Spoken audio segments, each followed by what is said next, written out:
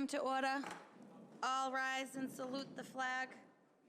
I pledge allegiance to the flag of the United States of America and to the republic for which it stands, one nation, under God, indivisible, with liberty and justice for all. Please remain standing for a moment of silence in honor of our veterans, servicemen and women, and those who have given the ultimate sacrifice.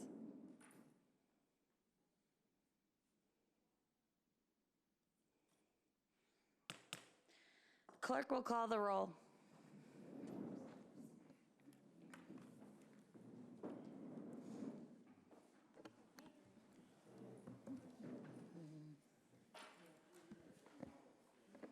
Councilor Anderson? Here. Councilor Kamel? Here. Councilor Condon? Here. Councilor Crowe? Here. Councilor DeMaria? Here. Councilor Matheson? Here. Councilor Murphy? Here. Councilor O'Malley? Councilor Spatafora? Here. Councilor Winslow? Here. Council President Sika? Here. Under the provisions of the open meeting law, for those of you in attendance, please be informed that MATV is recording tonight's meeting along with one of our residents. John Mayara will also be recording, so please be aware there will be audio and video recording of this meeting. First order of business. Yeah, just explain. Okay. Roselli and Clark Associates will come before the City Council to give a brief summary of the fiscal year 18 audit. They won't be here because they told me they needed a couple of weeks to prepare. So they said they'd be back in September. Okay. That's quite a lengthy time between audit and presentation, but that's fine. Can I say that briefly? Sure. Councilor Matheson. Yeah, thanks, Council President. Thank you to the clerk. Thank you for extending the invitation. You remember a few weeks ago we did unanimously vote a resolve to invite them to discuss the audit. We waited quite a while for the audit to come out. Apparently they need more time, so we'll look forward to seeing them in September. But it has been quite a time since the close of that fiscal year, FY18 audit. So I look forward to hearing from them. Thanks. Thank you. Next order of business. Approval of the minutes for June 11, 2019 and June 18, 2019. Councilor Condon's motion to approve these minutes. All those in favor? Aye. All those opposed?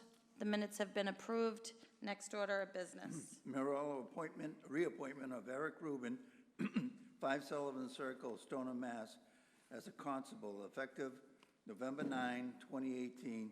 Said term to expire November 9, 2021. On Councilor Crow's motion to place this appointment on file. All those in favor? All those opposed? The appointment has been placed on file. Next order of business. This is a petition, outdoor parking, Emmanuel Baptist Church, 20 Madison Street, Malden, 27 parking spaces. It's a renewal. On Councilor Murphy's motion to refer this petition to license. All those in favor? Aye. All those opposed? The petition has been referred. Next order of business. Ordinance be it hereby ordained that section 6.45 of the revised ordinance of 1991 as amended be hereby further amended by adding the following. 1, the building commissioner and the fire department shall sign and approve the certified plot plan submitted with the license application. 2, that the principal of each dealership shall submit with the application a current query report issued by the Commonwealth of Massachusetts for review, inspection, and approval by the City Council. 3, license fee for Class 1, 2, and 3 shall be increased to $200 per year. 4, each Class 1, 2, and 3 dealer at the time of application will pay a $100 inspection fee. 5, that each new application shall pay a one-time application fee of $50. 6, that no more than 28 licenses shall be issued in addition to the 16 licenses allowed under Section E, so-called grandfathered licenses. Councilor Murphy. This is getting referred to ordinance. Right? It's a committee report? They don't have it on here listed as a committee report. They have it going to ordinance.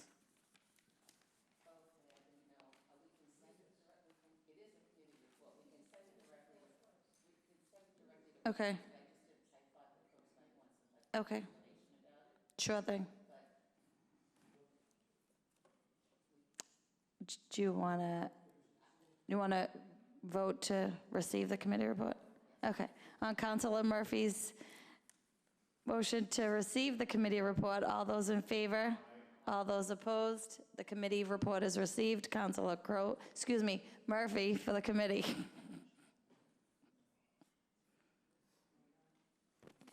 Am I on? I am on. Well, the License Committee has been working diligently over the last few months. As you probably all remember, we have had a moratorium on Class 1, Class 2, and Class 3 auto dealers in the city. And for those of you who have never served on license before, a Class 1 dealer is someone who sells new vehicles. God bless you. God bless. Basically directly from the manufacturer. So we have two Class 1 dealers in the city of Malden. Then we have Class 2 dealers, which basically are used car dealers. And we have Class 3 dealers, which are salvage yards. And we have two of those. The topic that has been most in our mind is what do we do with the Class 2 used car dealers? When you talk about Class 2 used car dealers, you actually have a separation here. We have what we call grandfathered Class 2 licenses and non-grandfathered Class 2 licenses. The grandfathered Class 2 licenses are those licenses that were, or petitions that were granted prior to us changing the ordinance a number of years ago to require that any new Class 2 dealer that was approved had to be approved for a minimum of 15 cars. They had to have spots for 15 cars and parking for 3 cars for customers and employees.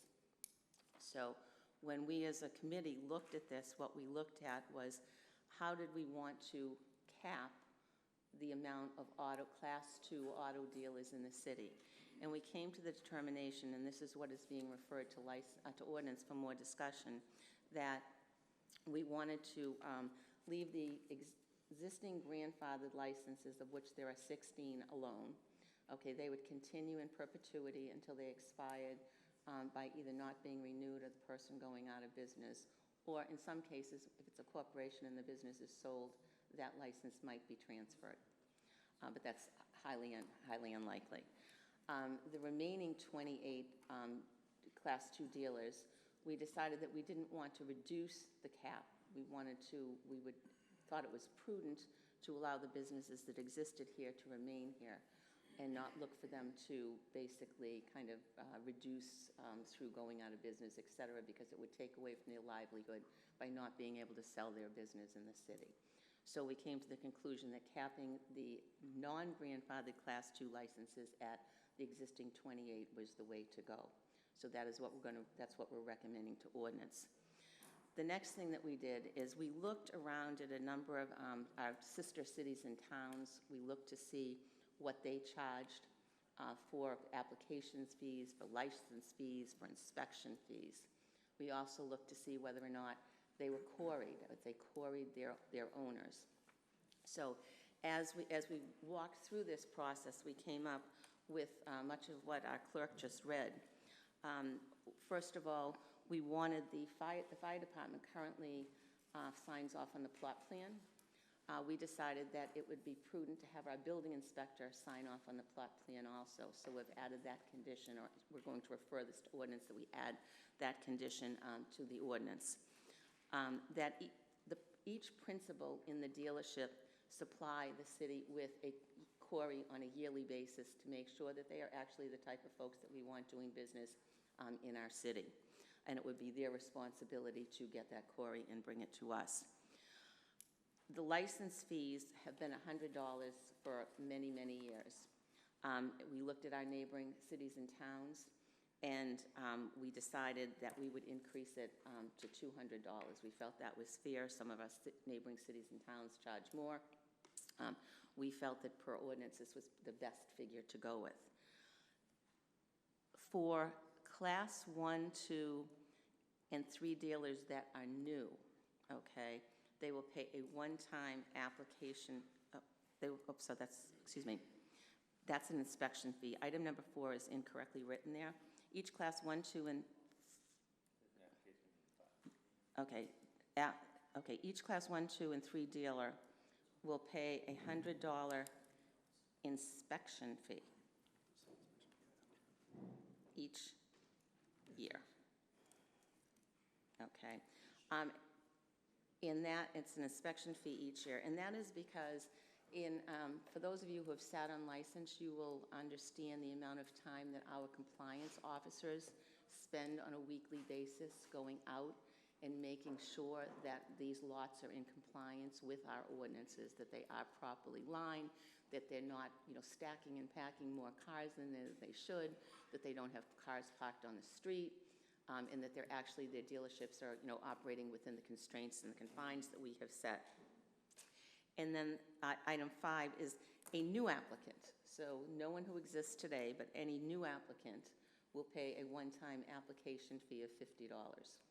And these are something that, are very compatible with what our sister cities are doing, so nothing is out of line here. Actually, we're lower in some cases than other places. And then item 6, which I started with, we would like to cap the 28 existing non-grandfathered Class 2 licenses at 28. We'll leave the grandfathered licenses at 16. They will just by themselves over time, reduce themselves and to a point where at some point they won't exist. And Class 1 and Class 3 licenses, the new dealers and the salvage yards, there's no cap on those. We didn't ask for any cap on those. So that's basically the changes through our discussions that we felt were very important to bring to the table, and I'm going to request that we send these to ordinance for them to review and update the ordinance. I'm certainly open to any questions. Thank you. Councilor Anderson. Yes, thank you. I'd just like to embellish a bit about what the chairman of the License Committee has talked about. I think the first thing I'd want to make sure that we all understand is that the whole exercise was centered around the fact that we just think that there are too many used car dealers in Malden, and that's borne out by the number of car dealers that are here, and the rate in which people from out of town want to come to Malden to set up car dealerships. Our rates are lower than many of the other cities, and the requirements that have been placed upon them have been very limited. And so with the comments and the advice from our compliance inspectors and a review of what's going on, we've talked about and have moved forward and are recommending, these series of changes. As Councilor Murphy had mentioned earlier, it's been a long time since we've made changes to the licensing process. We mentioned this thing called the grandfathered licenses. Years ago, it probably goes back 15 or so years ago, when we recognized that there were there were too many little used car dealers. Every little gas station had a couple of cars on their lot, and it wasn't their primary business. And so one of the ways that we went about reducing that number was to require that if they were going to be in the used car business, that was their business, that they had to have at least a lot large enough to handle 18 cars, 15 of which would be the cars that could be there for sale, and 3 for customers and the employees. And for those car dealers that had fewer than those 15, we allowed them to stay. We weren't going to put them out of business, so we call those the grandfathered licenses. And as those businesses go out, they are just eliminated, and we won't have to deal with those anymore. So this is a really good common sense way of us improving this whole license process, and I look forward to whatever discussion we have in making it now into an ordinance so that we can implement this. So I thank you very much, and want to thank the chairman for her leadership and shepherding these changes through the License Committee. Thank you. Thank you. Councilor DiMaria. Thank you, Madam President, and I too want to thank the Chair of License, Councilor Murphy, and all the members. I think this is absolutely terrific. I do have just one question. Maybe you can, through the chair, help me. What was the reasoning to not limiting the salvage dealers? And how many again do we have in the city? 2. So we have 2, but we're not limiting We didn't, I mean, more?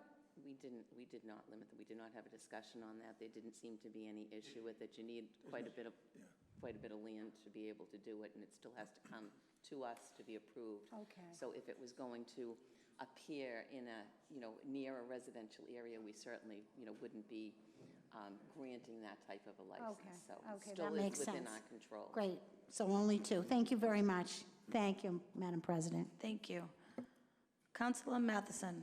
Thank you, Chair. I just want to say that Councilor Murphy and Councilor Anderson on License Committee is like having the dream team. You might not realize it, but a lot of work goes into drafting a change like this. You do look at surrounding communities, you do look at rates, and then you have to ask yourself about inspection fees and renewal fees and application fees, and I think they did an incredible job. So bravo to them, and I'm going to vote in favor of this.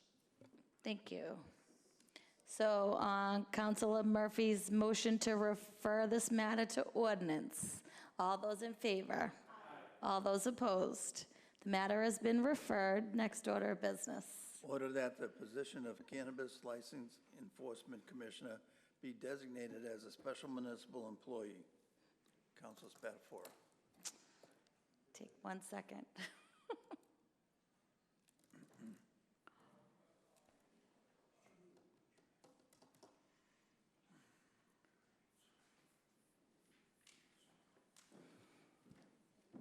Councilor Spatafora for the paper. Thank you, Madam President. I apologize for being a little tardy. We were actually debating this in the back. So this came to me the way of the Cannabis Commission. As you know, it's a newly established commission, and the chairman, along with Mr. Nelson, are both city employees, and they feel in order to continue these meetings, they probably should be brought into the list of special municipal status.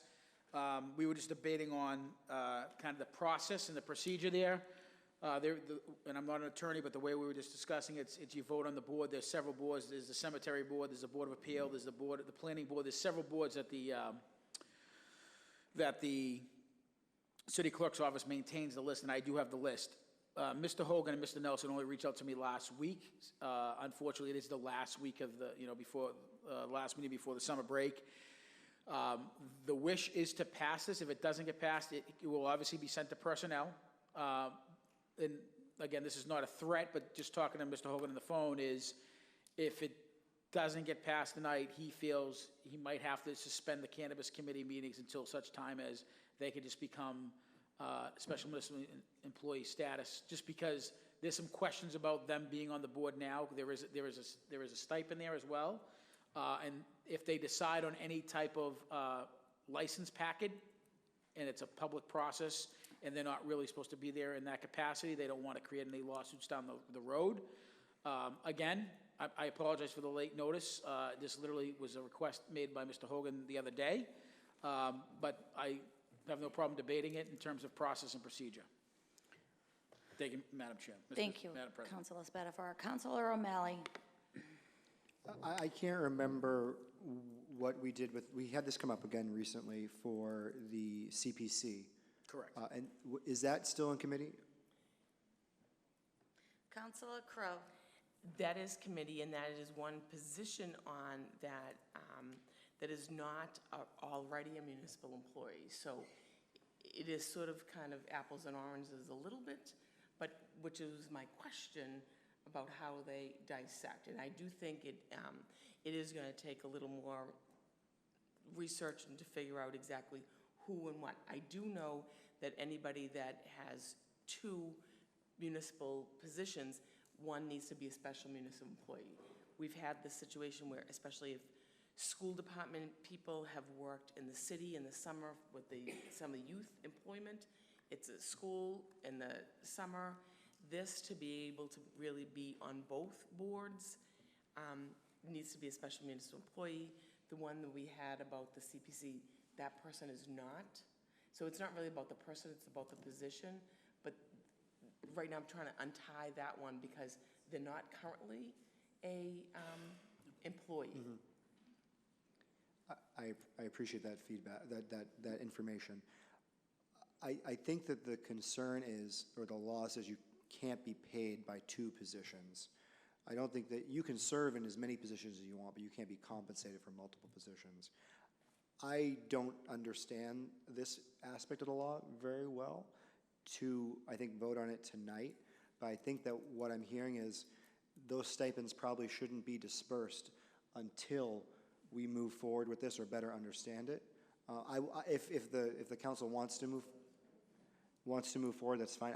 I don't understand it enough at this point, and I definitely would like to hear from our solicitor's department about when does someone need to be a special municipal employee versus when they're not. Because, I mean, for instance, if you think about our DPW director, he gets a number of stipends on top of his base salary. So I just want to understand what that difference is and where the line is drawn. Thank you. Thank you. Councilor Matheson. Thank you, Chair. I'm with Councilor O'Malley on this one. I don't fully understand the circumstances, not enough to be able to vote on it in an intelligent way. Just like Councilor O'Malley stated, I don't want to repeat them, but there are a number of positions where they do get stipends, and those aren't designated special employees. I'd also like to remind the Chairman of Ordinance that although rule compliance isn't the most fun that we have here in the council, it is an important step, particularly where he had said that he was concerned about the validity of the process when these licenses get granted. We currently have the chairperson of that committee was appointed, but we do have an ordinance that says people who do not reside in the city of Malden, it was an ordinance passed by this council last year, are not qualified to serve on committees and commissions. I have a paper in ordinance to amend that to allow employees, consistent with what the chairman had thought the rule should be. I urge us to take up that paper and pass that so we're not succumbing ourselves to some legal challenge or technical challenge, and that the committee is fully in compliance with our ordinances. So that being said, I do need a little bit more explanation to vote on this tonight. Thank you. Councilor Spatafora. I was just going to read the list of, again, I don't have a problem with, I actually hated even putting on the docket the last point of the meeting, but there is a significant list of special municipal employee status. It goes from the Board of Appeal to the Board of Health to the Planning Board, the Cemetery, the Compliance, Conservation, Elected, Hearing, Human Resource License. It goes down the gamut. I have no concern. I think the delay is not going to be impactful. We just have to wait till September. I would just say that, in all fairness, I wouldn't expect somebody to work for free. And if they're not going to get their stipend, to be quite honest, not to sound foolish, I wouldn't work. Because there's no other department in the city that would go to work and not get paid. And I just wouldn't want to hold up the process of not meeting with any type of recreational marijuana, unless we're willing to meet in a couple weeks to get this done. Because they're going through the process right now to interview them. And in all fairness, those employees, again, if this was the fire department or the school department or the police department, they're not working without getting paid. So I think for us is to say, let them work without getting paid is fine, but the only thing I would ask is we should probably at least establish maybe a meeting within the next 2 weeks. I know I went in the back room with Peg because, excuse me, Council Crowe, when's the first time that the Personnel Committee can look at this? Again, this was not something I wanted to put on the docket at the last minute. That's the only thing I would just take under advisement. I know it's the summer break. I would just defend those people in that committee for their time and want to see them at least get compensated. And if they can't, I don't have a problem with them not serving in that capacity until such time as we do it. but I wouldn't want to see the recreational licenses process stop. Do I think that's probably going to happen? I doubt it, but in the same token is, I believe in treating everybody equally, and that's my only thing. So my ask, I guess, is if we do refer to personnel, which I'm fine with, I would just hope we could get a meeting pretty quickly, at least to do this, and maybe the other situation with the non-city employee municipal status. Thank you, Madam President. Thank you, Councilor Spatafor. Councilor Camille. Just a clarification, would we refer this to personnel, not rules and ordinance? No, this would go to personnel, So we go to right? personnel. Special municipal status, personnel. That would Okay. be, I think, that's Yeah, where I that think makes sense. it's- All right, just Yeah, make sure. that's where I think it should go. And so what would the turnaround time? So I was talking to Council Crowe in the back room, because I figured this was gonna be, again, I anticipated this, and Yeah. no disrespect, I get it. But I just said, Peg, when we could do it, and I don't think it's, from my understanding, it's not, Council Crowe has to meet for some other city business, but we would then have to meet as a council to vote on that. Right. That's kind of the issue. So it's my concern is holding up the entire process for the That's what it sounds like it's going to do. class. Yeah, at least for a couple. If it comes to a vote tonight, I'll just say, I'll put it out there, that I'm willing to vote for it tonight. Thank you. Councilor Di Maria. Thank you, Madam President. So I'm willing to vote on this evening as well, but if maybe we could have our city solicitor come up and just maybe a brief description of when we need a municipal exemption for an employee or when we don't, because we just voted on Eric Rubin to be the constable, and that's also a paid position. So why didn't we? It's different. We don't, no. We do not pay constables. Okay, that helps me. Thank you very much. Attorney McNaught, how are you? Very well. Oh, Councilor Crowe. I'm sorry to, actually, because Attorney McNaught and I have had this discussion about this, and which was one of the reasons, again, when we had this discussion really about the other position. Again, they were kind of divulging. When I had started the research, I got a very limited list of who were special municipal employees. Now, that list has now been actually vetted correctly, and it is the planning board, the Pine Banks trustees, redevelopment authority, resident employment monitoring, there is the retirement board. So it is what we were fearful of, why we tabled it in personnel and appointments, the other appointment, because I didn't have this exhaustive list at the time. So again, you know, the information that I was given was not correct at the time, and so actually, some more research when this was coming up was that. So I do believe that this does fit in with all of the other boards and commissions that we had the conversation about. Where do you go? Does this open up a whole new, not sort of can of worms, but do we have to, the domino effect, make sure all these other boards and commissions are special municipal employees? And in fact, they are already. So it makes sense that these are as well. That's correct. They must be special municipal Correct. employees. You cannot have an employee of the city of Malden receive a second paycheck without them being designated as a special municipal employee. And the members of this particular cannabis board, Majority are. the majority are But all the other employees, boards and their that reason. we had the discussion about, I'm sorry, don't mean to interrupt. It's okay. That the discussion about do still fall into the special municipal employees. So we have done the work that we're supposed to have done earlier on. I just, when I had asked for some of the information, was not given all that I needed to make that determination at the first time. So, Did I answer? sorry, you can go back to that, but May I go back to my chair? no. No? Okay. Councilor Di Maria. Thank you, Attorney McNaught. So clearly, it's anyone that works for the city of Malden that receives a paycheck and is in a position to receive a second paycheck that must be deemed the special exemption. Municipal employee for that particular purpose. Okay, so I'm clear with that. Okay, thank you. I release the floor. Thank you. Counselor Matheson. Thank you. Attorney McNaught, not to beat a dead horse, but every person that receives a stipend but also holds an employment position with the city are designated special employees? Or employment status with the city. They may not be appointed, they may be an employee in a department. Right. And therefore not an appointed person, but they may be an employee who got the employment by some other means other than appointment. Okay. So I heard the argument that we don't expect these folks to work for free. And I also know that this paper just came down today. Sometimes I submit a paper to the council, or a councilor brings it up, and a paper might languish for 6 months, maybe a year, maybe not.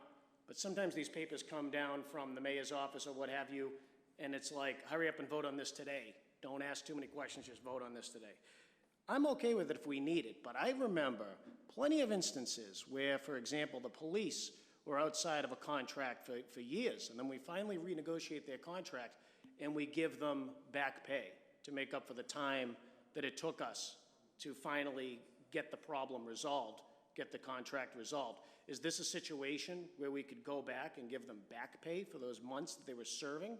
Actually, Is that not possible? Not the same situation. Okay. Because you're talking about a contract that we have, CBA, with the various unions, whether Right. it's police or otherwise. Yep, collective The bargaining prior agreement. contract under which they were working always contains a clause that indicates that they will continue to work under the prior contract until the new contract comes in.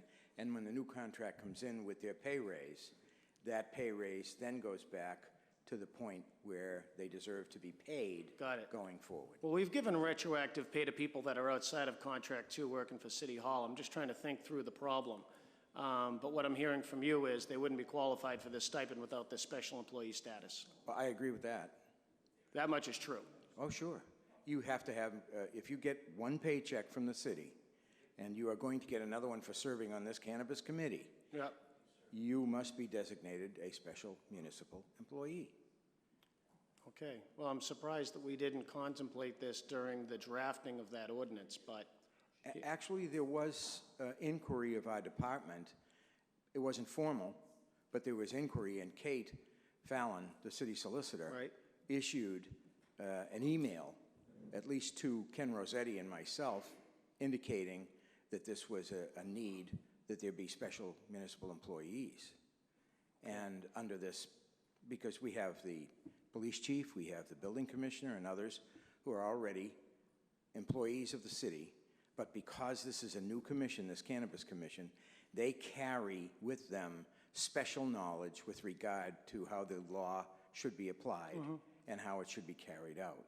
And so it's very wise of this city council to have created that with these members on board. But in order to pay them for that time, which is more time than they would ordinarily place in their ordinary duties, they have to be designated a special municipal employee. all right. Well, thank you for that. I am more satisfied now than I was a moment ago. Thank you. Thank you. Counselor Murphy. Thank you, Madam President. I do not have any issue with this particular order. I think we should pass it on the floor tonight. There's a tremendous amount of work being done in the Cannabis Commission, and we need to keep it moving forward. I would, however, like to ask the Chair of Personnel if, when we come back in September, if we could have a much more in-depth conversation about some of these other positions in all of our boards, and when does somebody need that special municipal designation? Because as you just said, is the entire planning board special municipal employees? So we need to figure out under what circumstances and what boards we should do this. So I think a review of all of this would be something we should move forward with in September. So if you will agree to that, I will have no problem supporting this tonight. Thank you. Counselor Winslow. Yeah, I'm willing to move ahead. I know, every year we do the state ethics training, and this is actually one component of that we understand that. So I think this is consistent with that. I appreciate Councilor Crowe doing the legwork to find out where we're at on these other things. I mean, I think it's clearly falls, and I appreciate the guidance of council. I'm willing to proceed here and make sure we don't delay the work. I know there's a lot of hard work going in that commission, and I'm confident we can move ahead and take care of this designation. Thank you. Thank you. Councilor O'Malley. Thank you, Madam President. After hearing the discussion tonight, which I think was actually really beneficial to us all kind of better understanding this particular topic, I'm also willing to vote in favor of this tonight. Definitely don't want to stop the process. Just wanted to better understand when exactly someone is considered a special municipal employee. And Councilor Murphy, I do agree with you that it's something that does deserve a little bit closer looking into so we fully understand the implications. So thank you again for sponsoring it and for helping us understand this. Thank you. Councilor Spatafora. I just want to circle back on a couple things. One is, I know Councilor Mathis mentioned that paper. Hopefully we can get that paper.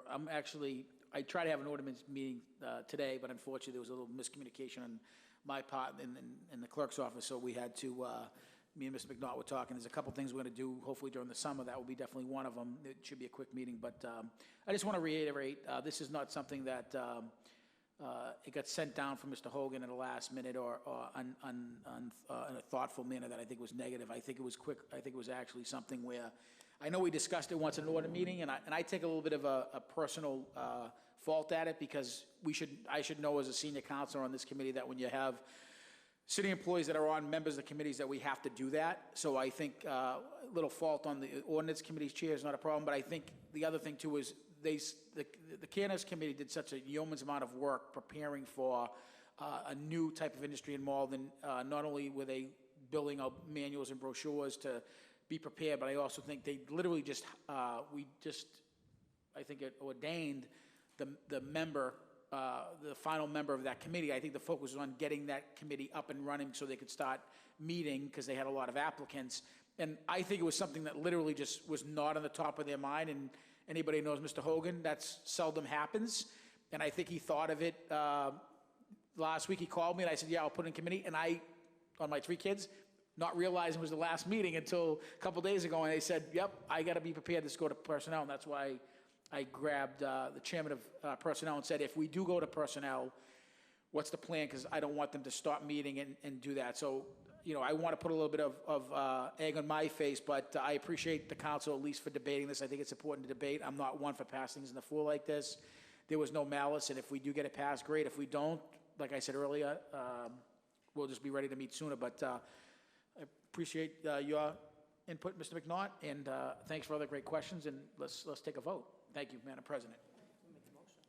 Anyone else wish to speak? Okay. So do we have to suspend? No, We could just no, pass it's on it? Okay. So, okay. On Councilor Spatafora's motion to adopt the order? Roll call. No, designate. Designate. Order that the position of the Cannabis Licensing and Enforcement Commissioner be designated special. Okay. Commission, excuse me, commission. Hold on, it's on my other page. Order that the position of Cannabis Licensing and Enforcement Commissioner be designated as a special municipal employee.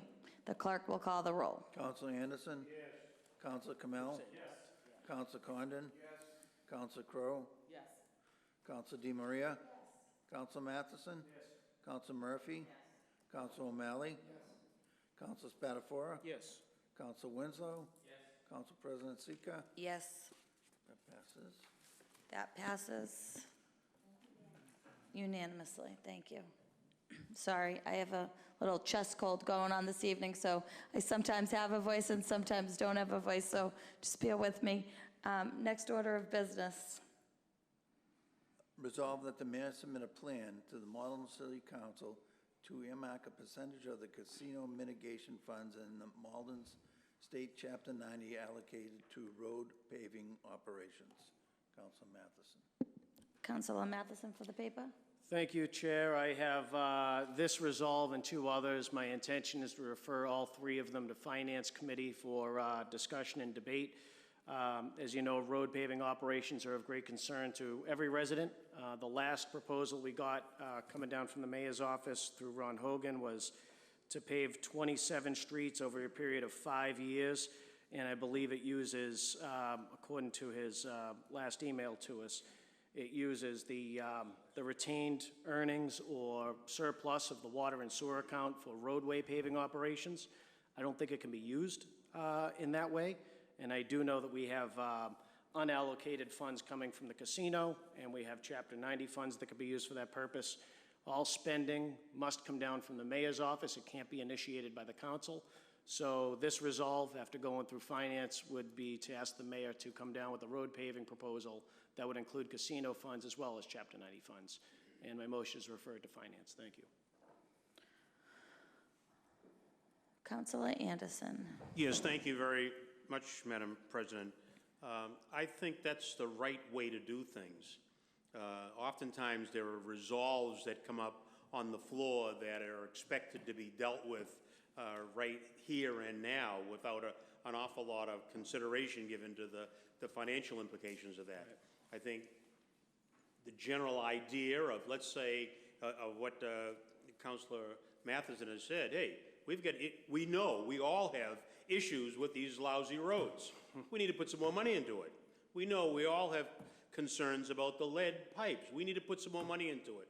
Let's see how we can do that. And what was the third one? The third one was around the Water and Sewer Enterprise Fund. Yep. Let's see where we can take this money and shift it around. So the idea, I'm in total support of the resolve going on to the Finance Committee to see how these ideas fit with our overall financial picture. So thank you, Councilor Matheson, for bringing this forward. Yep. Thank you. Councilor Kamel. Yeah, at the risk of being redundant, I'm just going to echo what Councilor Anderson is saying, and I think we had the same thought at the same time that looking at the content of these and the complexity of these is absolutely something that requires us to sit there, roll up our sleeves, and really kind of dig into the numbers before we just pass it. So I am glad to see that this is being referred, and look forward to the conversation. Yep. Thank you. Councilor Spatafora. Thank you, Madam President. I wanted to hear from the finance chair. It's a lot more work, and it's good he's willing to take it on. I would just, and I'm, from a supporting standpoint, anything going to a committee with, I have no issue with. The only thing, from my understanding, or from my perspective, is what makes me nervous. And this is not a dig towards the other agency I'm going to mention. This reminds me of casino money. Seems like MRA parking spaces. If you've been here long enough. They would always say, well, the MRA has plenty of parking spaces, and we have 300, and we've sold them out 15 times. I want the picture is, there's $1 million of casino money, and I've heard this mentioned, Council Matheson said it, I've heard other departments said it. I know this might come as a shock to maybe people on TV. $1 million today is not much. So I want to know where the $1 million is going, but more importantly, the thing that concerns me about tying anything to a specific area, given not only our streets, our infrastructure, but I know some of our public buildings are in desperate need of upgrades. So I don't want to say we have to put it here somewhere, and I'm not saying Council Matheson is doing that, and then the roof blows off a building and we can't move the money. And then secondly, what's always concerned me, and I wasn't in finance this year, and it concerns me, I know it's an issue the country's been tackling, but healthcare has been very good for this city the last couple of years, but I think we're probably due for a 10 or 15% increase. And when you have a pretty significant health care bill that we pay for, that $1 million could go out the window pretty quickly along with all the other things we want to do. So I know I'm on my soapbox here, but I would just say I don't want to tie that million to anything because I think it's been spent 15 times before Council Matheson even mentioned it, good, bad, or indifferent. And I think a lot of department heads, I think a lot of departments, I think the mayor's office, I think some of the councilors have already set in their head, okay, we get the $1 million, we can start bonding and using it for this. I think it's gone. But I think this is a good discussion to have in finance in terms of infrastructure and all the other things. Because $1 million, I know, and the other thing I want to mention is we don't get that money, I think, till 6 months after the casino opens, right? Mm-hmm. I think it's 6 months. So that's, is it 9? My point is, though, we're going to be well into the 2021 cycle. We couldn't include it in this year's budget. Yeah, I know we didn't include it, but I'm saying... It's October or November, if I'm not mistaken. Correct. I think so that money could be plugging a hole before we even spend it. It might just be to maintain. So I think that's part of the discussion I think should happen in finance. That's it. Thank you, Madam President. Thank you. Councilor Winslow. Yeah, I know, I appreciate the thought of this going to finance. I mean, I think all this calls out that of knowing that we have a big backlog of capital projects, and we really need to really do some capital planning. And I just don't want to delude our residents by passing some resolutions that we're going to solve these problems easily. These are tough choices that we get elected to help make and make the balance between keeping our infrastructure up and taxes and fees that we impose on our residents. So we have a little bit of money from casino. That's not going to go too far. And I guess my preference is to try to use that in capital, because that, 2-5 years from now, that may not be something that will be there to plug a hole anymore. So I think it's something to look at, trying to do all this capital stuff. We know we have basically a 100-year backlog on our pipes. So we do need to tackle this stuff, but it's not something that's going to be easily done. And even speeding up this work by a few years is going to cost real money, and that's going to be a stretch. And even the casino money is not going to go that far. So I just want that to be, make sure we're looking at this without rose-colored glasses, or kind of trying to score some things in a campaign. We have some things to do in our in our city, and that's something we as elected officials have an obligation to do, and that's going to happen, this year, next year, whoever's serving in this body in the city. Thank you. Great. Thank you. Councilor O'Malley. Thank you, Madam President.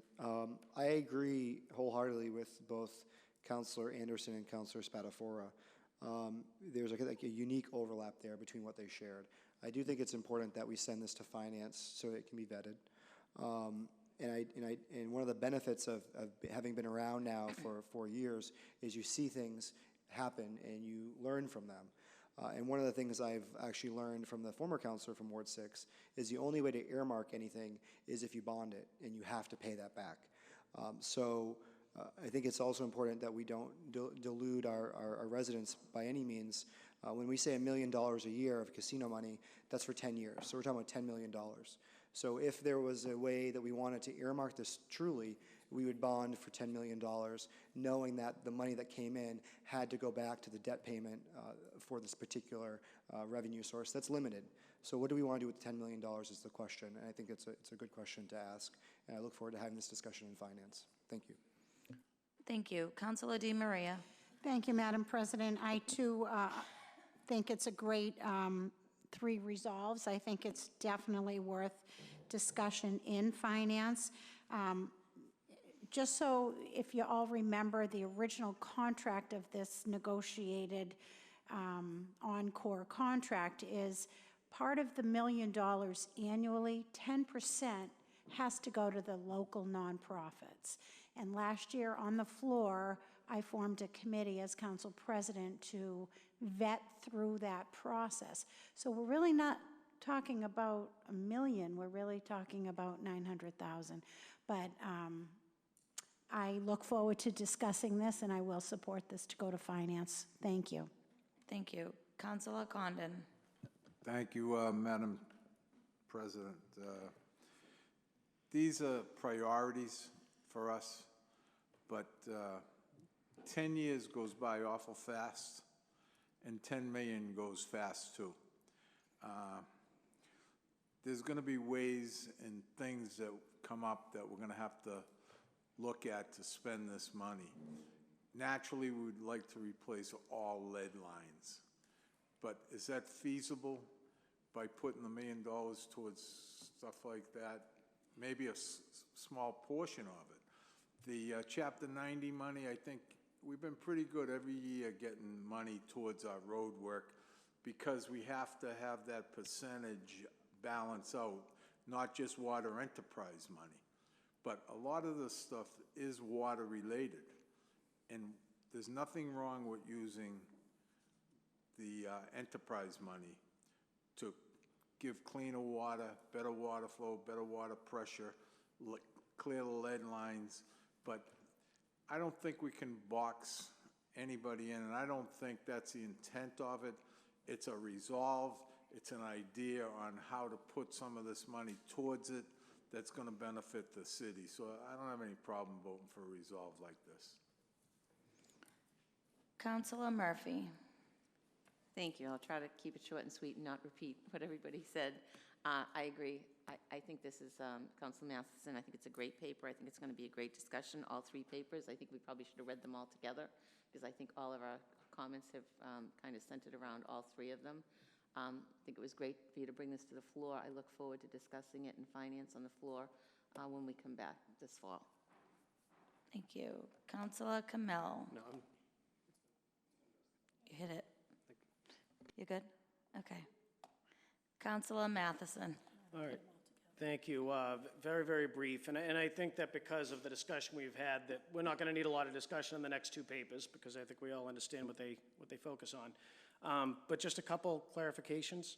The casino mitigation money is actually $20 million over 15 years. And I'm not suggesting how much of that money needs to go to roads. That's what Finance Committee and all of us coming together will do, and I'm sure we'll involve the mayor in that discussion. But I think it's important to note that this is the discussion our residents want us to have. I know Councilor Spatafora had mentioned that, you know, the money might have already been allocated in people's minds several times over, and maybe that's true. But we did hear from the mayor when he presented his budget that the budget is rosier of an outlook than what we saw because it did not contemplate the casino mitigation. We also heard that from the controller. So I think at this point, it's better for us to get out ahead of this before the money starts hitting the general fund, because I've been around long enough to see that when new revenue comes on board, sometimes it gets swallowed up in a way that we didn't see coming. Maybe it's new positions, maybe it's increased costs, but this is a way for us to talk about what we think is going to benefit our residents and see if we can come up with a plan that uses some of this money to benefit some road reconstruction. Because like I said before, you can't use the water and sewer surplus for refinishing roads. And I agree with Councilor Condon very, very much. I think it's very laudable that we replace the water mains, these tuberculated 100-year-old iron water mains that cause the fire hydrants not to work and things like that, and the low flow. I do want to point out that the paper we did get from the mayor's office allocated $6.6 million of MWRA zero-interest loan money, but that we heard from the controller that there's $15 million available over the next 8 years. So we're not taking any money away from replacing that important work, those pipe replacements. This is how we're going to repave roads. I think that's a separate discussion, and I'm glad that everyone's on board with that. I had no interest in ramming something through because I think it's a good idea at first blush. I want all of us to work together and work with the mayor as well and the controller and Ron Hogan and come up with the right plan that works best for the city of Malden. Thank you. Thank you. Councilor Spatafora. Yeah, I'll try to be brief. I remembered something when Councilor, I forget what Councilor said it, on the casino money. So I happen to have, it's public, but I remember when we signed it, there was a bunch of different areas. So I don't even know, while I think this is a great discussion, while I think it's fruitful, I don't even know if that $1 million can go towards certain things because the way it's written here is, it looks to be, I'm only looking at the agreement, it's a 6-year contract, $1 million, it goes up 6% after year 5, or 2.5%, which I have looking at the last year, $1.175 million, right? But it says there are some upfront payments of $1 million that's already been gone. Year 1, which will be coming up, it's a $325,000 towards transportation. There's $250,000 towards public safety. There's $225,000 towards transitional road business improvement, $100,000, which I think were the gift certificates, and community impact fund of $100,000. I don't think you can use any of this money for the pipes, because if you did that, I think we'd be voiding the contract. Yeah, but this is a road discussion, not a pipe discussion. This first page. Yeah, this says specifically transportation hub payment, which is between Malden Station and that. So I think we should probably look at this contract when we are in finance, because it looks to be, and it's all broken out equally into these payments over the next 6 years. So I think even if we want to use it to fill a gap, unfortunately, I think we might not be able to do that. I think it has to be earmarked because that's part of the selling point. But again, let's refer it and we can discuss it, but I think it's a good topic. On Councilor Matheson's motion to refer this to finance, all those in favor? All those opposed? The matter has been referred. Next order of business. All three? Well, he has to read them at least. They need to be read. Want me to read them both together? You can read the next two together. Okay. This is paper 298 of 19. Resolved that the city create a local program to fully remove all lead water service lines and meet such other criteria as may be necessary to qualify for a zero-interest loan from the MWRA Lead Service Line Replacement Program in amount sufficient to meet the unfunded costs associated with removal of all known lead lines within the time period allotted by the DEP consent order with the city. Then we have paper 29919, that the retained earnings in the water sewer enterprise account be offered as a 0% interest loan to homeowners as an incentive to replace their private lead service lines. Said loans to be repaid upon the sale, refinance of subject property, and that the city establish a public awareness campaign to inform all residents of the availability of this assistance program. John Matheson. Councilor Matheson, do you just want to refer? Okay. Councilor Matheson for the papers. Thank you. Just a very brief introduction of these papers, and then I'll make my motion to refer to finance as promised. So what I've handed out to you comes from the MWRA. These are the conditions that they have for zero-interest loans to assist communities with lead line replacements. In order to qualify for the zero-interest loans, you need a plan to help residents replace their private side of the lead line. We don't have a plan at present, but paper number 2 would offer them their unexpended surplus of water and sewer payments as a loan back to the residents with an indefinite payback period. It would be paid back upon a resale, a sale, or a refi, and in that way would be passing on that zero-interest loan benefit that the city would qualify from the MWRA. You'll see in the packet that this is something that the community of Newton has just done. They qualified for a $4 million zero-interest loan, and they in turn helped their residents with the zero-interest loan to get a clean pipe today with no cash out of pocket, and then the city ultimately gets repaid. So that money would come back to the city, in effect, to help us service the very zero-interest loan that's being sought this way. So this is a way for us to formulate the plan. Obviously, it's going to require some further discussion, the cooperation of the mayor's office and all of us councilors. I think that discussion happens best in finance, and so I'm willing to make that motion now to refer this matter to finance, both papers. Councilor Spatafora. Yeah, I'm willing to support it to go to finance. I think my only question would be, and this is no disrespect to the finance team in the city of Malden, we don't have a stellar past history in our finance teams in terms of collecting fees. I think we need to have a plan to basically become a loan agency in those departments. And I know, Council Mathis, you made a point earlier where we're not hearing from our auditors till September. I believe, which I'm sure you've read that letter along with most councils, there's serious deficiencies in that office now. Yes. I just would want to say if we do this, which I think is a good opportunity, you probably have to bring some staffing, or maybe we outsource it. Could be an opportunity to do that. So I could respond That's to the and chair? I'm going to refer it, I agree with the refer. Yeah, no, absolutely, and this isn't a debate. It's only to bring to light a question that you had, which was a very legitimate one. You know, how do we enforce the collection of this? And I think it can happen pretty seamlessly. In fact, we had some discussion in finance earlier when these original papers came down, and Councilor O'Malley, I think, alluded to it at one point. If you were to have a voluntary lien placed in the property, placed in that deed and recorded with the registry, that repayment would happen automatically with zero oversight from the municipality, because no bank is going to loan or close on a property unless all liens are cleared. So that actual repayment would happen seamlessly, but it's an excellent point that you raise. So thank you, and if there's no further questions, I'll make my motion to refer to finance.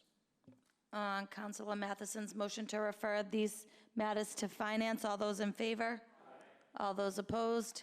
The matters have been referred. Next order of business.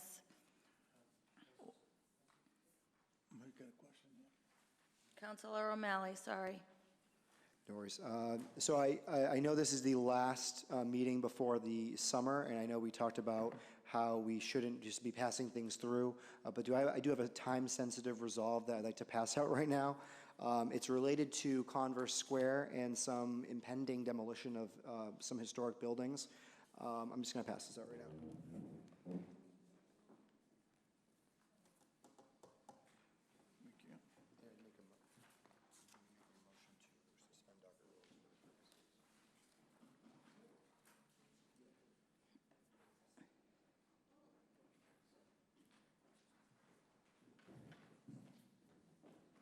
So in order to properly actually discuss it, I'd move to suspend docket rules for the purposes of. Vote. Councilor Matheson? Yeah, only that, with respect, Councilor O'Malley, I agree with this wholeheartedly, but we actually did this a few years ago. We did pass a local historic district study committee, and we charged it with creating a historic district in Malden Square. This is true. So if we could, just so we could discuss it, suspend the rule so we could consider the resolve. Okay. On Councilor O'Malley's motion to suspend docket rules, all those in favor? Aye. All those opposed? Councilor O'Malley? Thank you, Madam President. So the resolve reads, so the public is aware, resolve that it is the sense of the City Council that the local historic district study committee investigate and propose a local historic district for Converse Square in the areas of Salem Street and Ferry Street surrounding Malden High School. As Councilor Matheson just indicated, in 2015, November of 2015, the council passed a local historic district study committee to focus on a historic district in the Quarry Road area, which they've been focusing on, as well as downtown. It didn't specify specific neighborhoods or specific areas. So I know, so the good news is, yes, we have passed this and we've created this committee, but we've never formally said you should be focusing on this particular area. Quarry Road was very specific. We have a circumstance that is very time sensitive. The Malden Historical Commission just passed its first demolition delay for one Salem Street and 15 Ferry.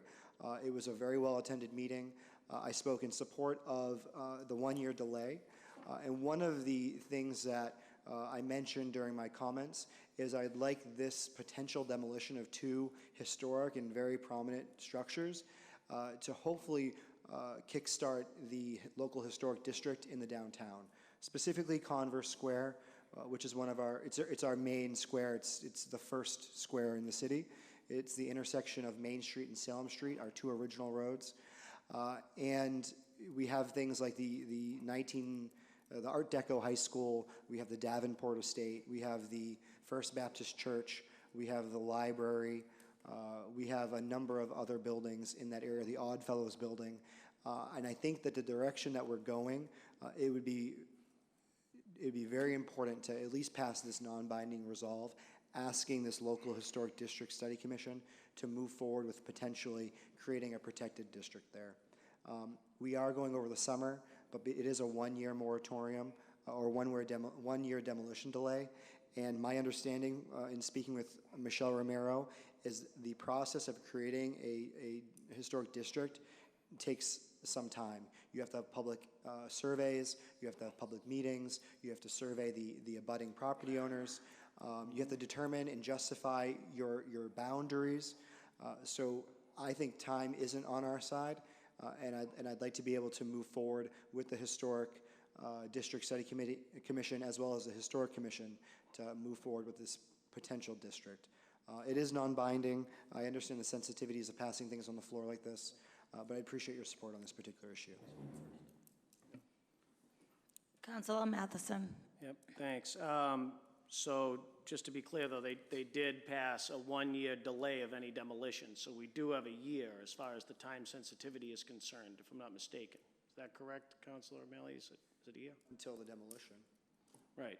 And I was the sponsor of the Historic District Study Commission paper back in 2015, and we literally affixed parcels that you named, including the Davenport House, the Baptist Church, the Malden Public Library, Malden High School, the Oddfellows Building, and the Central Fire Station.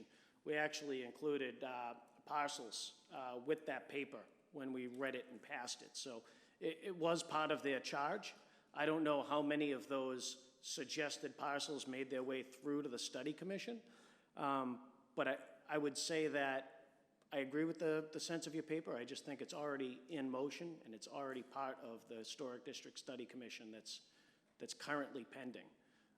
Hopefully, they've begun some of that work, because, like you said, there would have to be public hearings before we actually approve a historic district. It would have to be approved, just like the CPC. It'd have to be approved in the committee level, then the council level, and the mayor level. So I do think they're working on this now. I would say we should get an update from them. Thank you. Councilor Kamel.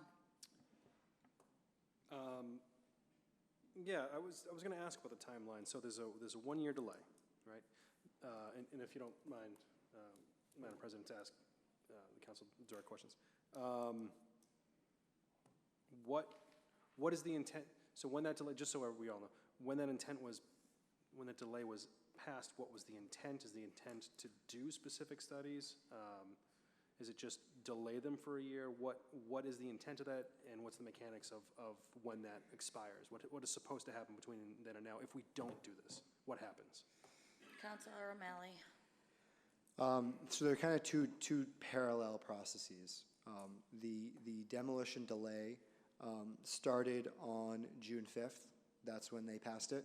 So they have until June 5th. So we're already 1 month into it, until 2020 June. You know, there's all of the summer that is going to be expending time, and then you have the holidays. I do think that sending a strong message to, a very clear message to the local historic district study committee, which is different, to ask them to prioritize this. I do think they're prioritizing Quarry Road. I don't think we had a full committee until not too long ago, if I remember correctly. So they've just really started working on Quarry Road, and from my conversations with Michelle Romero and the city planner, that's going a lot slower than they had anticipated. I'm concerned that the same circumstance will happen here, and we know that there's potentially the intent to knock down 2 prominent buildings. If we don't pass this, nothing happens really if we pass this anyway, because it's a resolve. It just sends a very clear message to this other committee, hey, this is very time sensitive, please focus on this. If we don't pass this, I will just be reaching out to them directly and expressing my hope that they do move forward on this. I think it would be stronger coming from the full council. And then what the Historical Commission has done is they are now soliciting 3 quotes from structural engineers to verify the structural engineering report that the petitioner has provided to the city, to verify that particularly 1 Salem Street is structurally deficient. That's what they're trying to determine. And then at that point, it's a negotiation between the city council, the mayor's office, and the historical commission about what's going to happen with those buildings. The ideal situation, they're maintained and restored, and then the worst case scenario is they're knocked down. The biggest liability we have here is that our zoning ordinances in the downtown central business district allow a lot of things by right. So for the historic, Councilor Spatafor is laughing at me. So there are a lot of things that people can do by right. And there's really nothing we can do to stop people from knocking down their buildings. Even if they don't want to do anything, they can put a parking lot. That's the last thing we want to see in our downtown. I don't think that this is what's going to happen here, but that is the worst case scenario, is we don't get a local historic district study committee and an area designated in time, and we lose 2 of the most prominent buildings in our downtown. Thank you. Councilor DeMaria. Thank you, Madam President. So I have to say this is a great idea. Those 2 buildings are a gateway to our square. And they are, unlike the library and the Baptist church, they are on the chopping block. So I think that I don't think this will hurt. I ended up going to the Historical Commission meeting this week, and the wheels are already turning. The attorney for the buyer of that building was in there and had a good 20 minutes, a half hour discussing concerns with our Historical Commission. So it is a time sensitive. We all know how fast time flies. So I think that while we did, suggest to this district study our square, I think that, to investigate or prioritize, maybe change the word, expedite or prioritize, something like that, to move this forward. I see no harm in this, and I think there's more heads there helping, because I really would hate to see those buildings just totally be demolished. So I'm willing to second that. So, thank you. Councilor With the Condon. amendment. Thank you, Madam President. I don't see any reason why we wouldn't vote for this, certainly, because we've all put resolves in that have passed this council unanimously, and for one reason or another, they're never to be heard from again. So we all know that. This prioritizes what should be prioritized, and it's getting ahead of something that could be have a negative impact on the square area. So I have no problem voting for this tonight. Thank you. Councilor Anderson. Yes, I was just going to suggest that we just need to find amended wording to the resolve that's before us. I think, this is like apple pie and motherhood, we all agree to it, the going around and talking about whether or not this is something that's already been done, why are we sending the same resolve? I think what we're intending to do, or what's needed, is to direct the already established local historic district study committee to put diligence in proposing the local historic district, including those areas. So I would think that one of you that are better wordsmiths than I am, let's find the right words to amend this resolve and pass it. Thank you. Thank you. Councilor Spatafora. It's tough to go after apple pie and motherhood, I get pretty honest with you. It's just, he always does it, I have to say. He's pretty good. No, I echo, I think, all the councils when I say this is as simple as I think it can get. If anything, it's just a way for us to kind of check the box, or at least let the Historical Commission know that we are serious about this. I think change is always good in any community. I know Councilor O'Malley made a comment that I chuckled when he said by right, but that has always been a pain point, because negotiating when you have no rights is not really negotiating. And I think this is a prime example where whatever bar we raise in any part of the community, we should have some rules, or at least to have some teeth to debate people who want to come in here and change it. And again, I'm not saying you don't change things. Some things are needed for change. But I think there's a certain part of the city, and the square is one of them, where the historical value and significance to be altered would just have adverse effects in the square. It's always nice to have a new building there, but I think it would change the whole character of downtown. And I also, kind of jabbed at Councilor O'Malley. I think if we make this an historical area, I think we go the next step, and that is where, there's certain types of paint colors you're allowed, you can't use certain lighting, and people look at me like I'm a little crazy, but, Beacon Hill and Newtonville and all these areas where they, you can't go into Paul Revere's house and paint it certain colors, because that's what it is. I know Debbie Burke years ago on the Sign Design Review Committee, she always wanted certain colors because of the historical value. I think we should do that with this area, especially certain buildings. So I 100% support this. I supported the demolition. And any way we can stop those two buildings from coming down, I think not only will make Malden proud, I think when they do those buildings over, we can actually look at them and say, we stopped this. So 100% in support, and whatever we can do, let's do it. Thank you, Madam President. Thank you. Councilor Crowe. Thank you, Madam President. I, too, am in total support of this. I do think expediting this. I just wish we actually had talked about this probably in May, since from what happened at the historical, what I've read, the harebrained idea of moving one of those buildings to the corner of Charles and Main,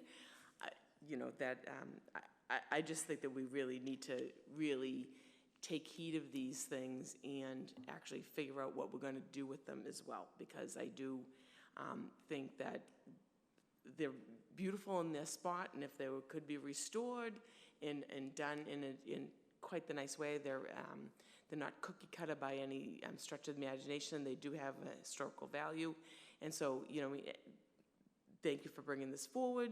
Again, I wish it was a little earlier. Wish it was that we had talked about this a little sooner, even before the demolition delay meeting. That we had this discussion before the last one, but I definitely think asking this historical district study committee to expedite this and prioritize this is the way that we need to go right now. So thank you. Thank you. Councilor O'Malley. Thank you, Madam President. And I appreciate the words of encouragement. I do think what Councilor DeMaria's amendment is you wanted to strike investigate and propose and insert expedite and prioritize. So I just wanted to make sure I heard that correctly. So I'll second your amendment. And just to address the counselor from Ward 1 about why it came up now, I wasn't aware until I spoke with Michelle Romero recently that the local historic district study commission had the scope of also the downtown. My understanding every time I heard about this was Quarry Road, Quarry Road, Quarry Road. And I had asked her, can we create a new committee for the downtown? And at that point she said, well, actually that's within the scope. They just need to actually move forward with that. So that's kind of what resulted in this. I think that the big thing here is just getting more leverage. Some of the leverage that we do have here is we do have the demolition delay. That's something that we've pulled that lever. We also have a special permit granting authority potentially, depending on what the project ends up being.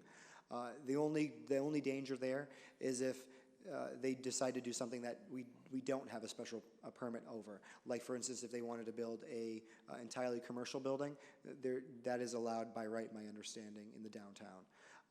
So I do think it's something that we should move forward on just to make sure that we have as many leverage points as possible. And I do appreciate the words of support. Thank you.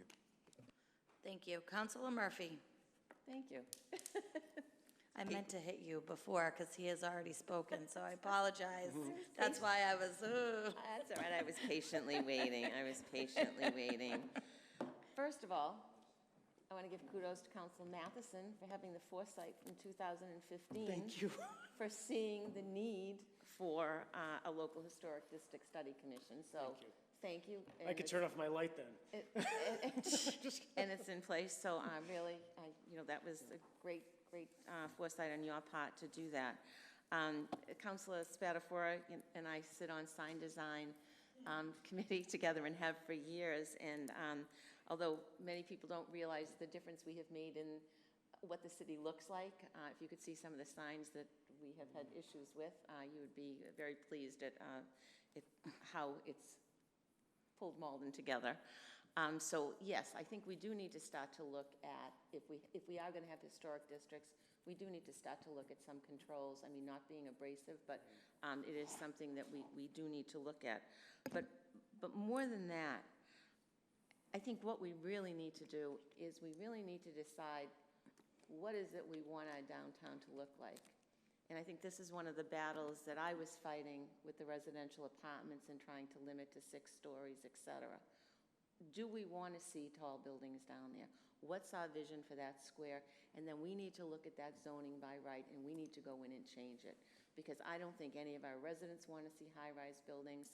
I hear people talk about hotels and everything else. Yeah, I'd love a hotel, but I don't want a 10-story hotel in the middle of Malden Square. And I think that we really need to, really take a hard look at the downtown zoning and what it is we see the future of our city, okay, our downtown Malden Square that we all own looking like. So I think that's very important. And the last thing I will say is I certainly am supporting this resolve, but I think that in order to make this even more, I think we should let the Historic Commission know, Study Commission know that we would like to see them in September. Yeah. We would like them to come before the full City Council, not us have us all go to their meetings separately. I think they need to come in to see us, and we need to see how they're moving forward. So I think that that will also add some impetus to them, kind of keeping the wheels spinning on this. So those would be my suggestions. Thank you. So, Counselor Winslow. Yeah, no, I think, having worked on the demolition delay ordinance, I think it's great to see the council wanting to roll up its sleeves and work to, as hard as possible, to save our important buildings downtown. So I think that's great. I'm very supportive, and I think these are all great ideas, the language changes, so I think it's great. It's going to be a lot of work to make sure all this happens, and these are real challenges. But I appreciate Councilor O'Malley taking the lead here, and the leadership Councilor Matheson had showed in the past as well. So I appreciate it. Now these are real things. The clock is ticking, and it's good to let's expedite this as much as possible, and then work creatively to come up with solutions that make sure we preserve our buildings and put them to good use. Thanks. Great. Thank you. Counselor Matheson. Yeah, thank you. And I think that what Councilor Murphy said is right on point. We need to look to the future and decide what we want for the future of our community and involve those desires of the people who live here and pay the bills and say, what do you want for your downtown? What do you want the height to be? What do you want the density to be? How do you want to protect historic places? I think that this is an incredible opportunity for that. And just to clear any misunderstanding, this council didn't move slow in this issue. We passed this unanimously back in 2015, and not to sound like a negative Nelly here, but General Law Chapter 40C says that the mayor has to appoint the members of the local historic study district committee, and that took 3 years, which means it only happened about 6, 7, maybe 8 months ago.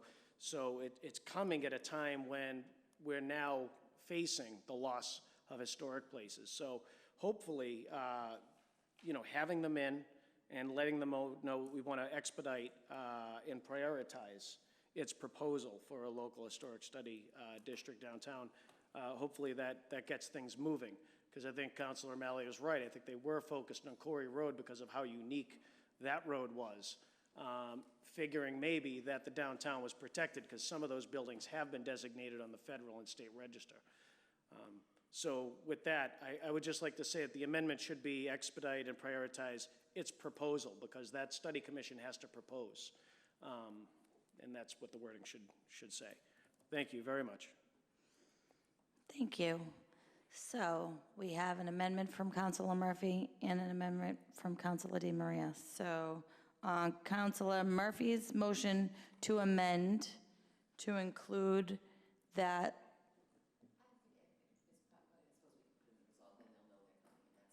Okay, that's okay? Okay. On Councilor DeMaria's motion to amend, seconded by Councilor O'Malley, to strike out investigate and add expedite and prioritize its proposal. Yep, and remove investigate and propose. And propose, yep. Right? And, yep.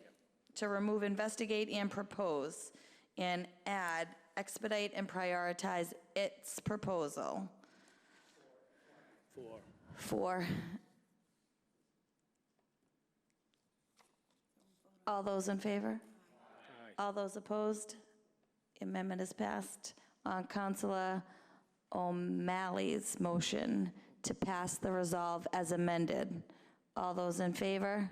Aye. All those opposed? The resolve has been passed. Next, we're going to just bring them in September? Let's do a motion to invite them in a September meeting. Okay. On Councilor Murphy's motion to invite the local historic district study committee in September, seconded by Councilor O'Malley. All those in favor? Aye. All those opposed? Next order of business.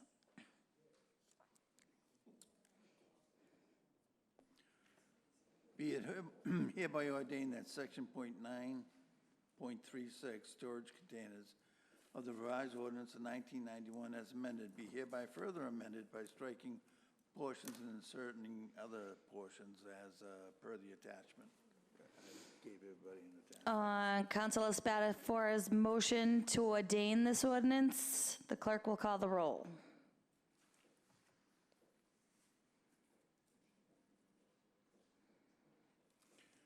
Counselor Anderson?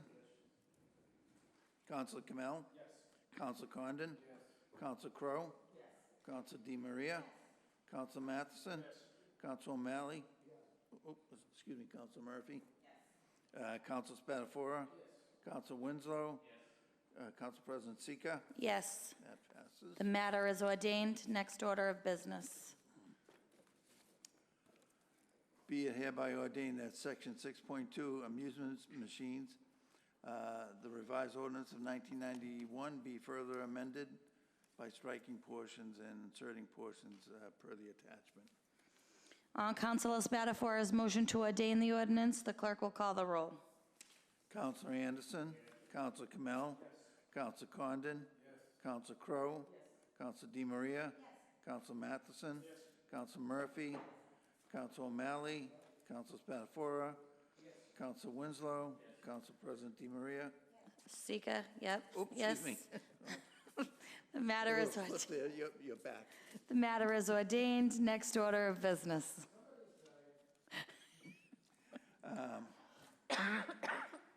This is a claim, Carol Baldock of 163 Bainbridge Street, Malden. On Councilor Kamel's motion to refer this paper to, Finance, all those in favor? All those opposed? The matter has been referred. Next order of business. This is a committee report, license paper 300-19, order that the City Council extend the current moratorium on all new Class 1, 2, and 3 licenses, applications for an additional 120 days. On Councilor Murphy's motion to receive the committee report, all those in favor? All those opposed? The committee report is received. Councilor Murphy for the committee. Thank you, Madam President. Thank you. Oh, hold on. That's right. Thank Sorry. you. I think we're on. Thank you, Madam President. Basically, we did, as I said earlier, we had a one-year moratorium. The moratorium is expiring. We need to extend it in order for ordinance to have time to review the paper that we just sent to them to update the ordinances. So I would appreciate it if we could pass this evening, extending the moratorium for 120 days until October 16th, I believe it is. October 16th, 2019.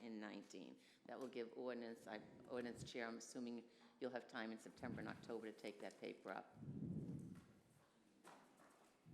This is the changes to the license for Class 1, 2, and 3 dealers. Can I ask a request? Yes. Maybe till the end of the year? Do you want to make it till the end of the year? Well, That's just fine. because there's a couple ordinances that we have, we still have the, I'm fine with that. we still have the trash, which I'm waiting back from the clerk's office. Council Matheson had a paper on that. I was supposed to get some back, they're working on the finance number. So there's a couple papers, there's not a lot, but there's a couple that could take up a considerable amount of time. And I think this one is not probably going to be a slam dunk in terms of we'll meet twice and get it done based on the history of the ordinance committee. Right, we've been very thorough, and I think it's, no pun, but it's been a great ordinance committee to get stuff done. I don't want to rush it in October, so I would rather just say till the end of the year. December 31st? It gives us 2 more months, correct. Okay, I have no problem amending. And you have the holidays in there, so. I'll make an amendment that we amend the paper, that we extend the moratorium we extend the moratorium until December 31st, 2019.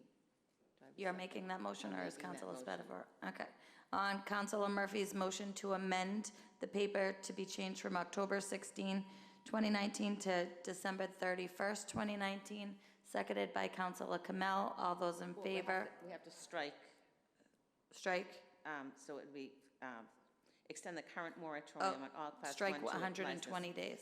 applications would have to strike for an additional 120 days. So it would just say, the current moratorium on all Class 1, 2, and 3 license applications until Until December 12/30, 31st, 2019. 31. Okay. All those in favor? Aye. All those opposed? On Councilor Murphy's motion to To pass as amended, the clerk will call the roll.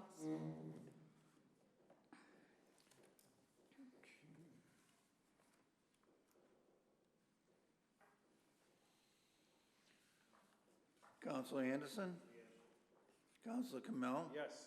Counselor Condon? Counselor Crowe? Counselor DeMaria? Counselor Matheson? Counselor Murphy? Yes. Counselor O'Malley? Counselor Spatafora? Counselor Winslow? Yes.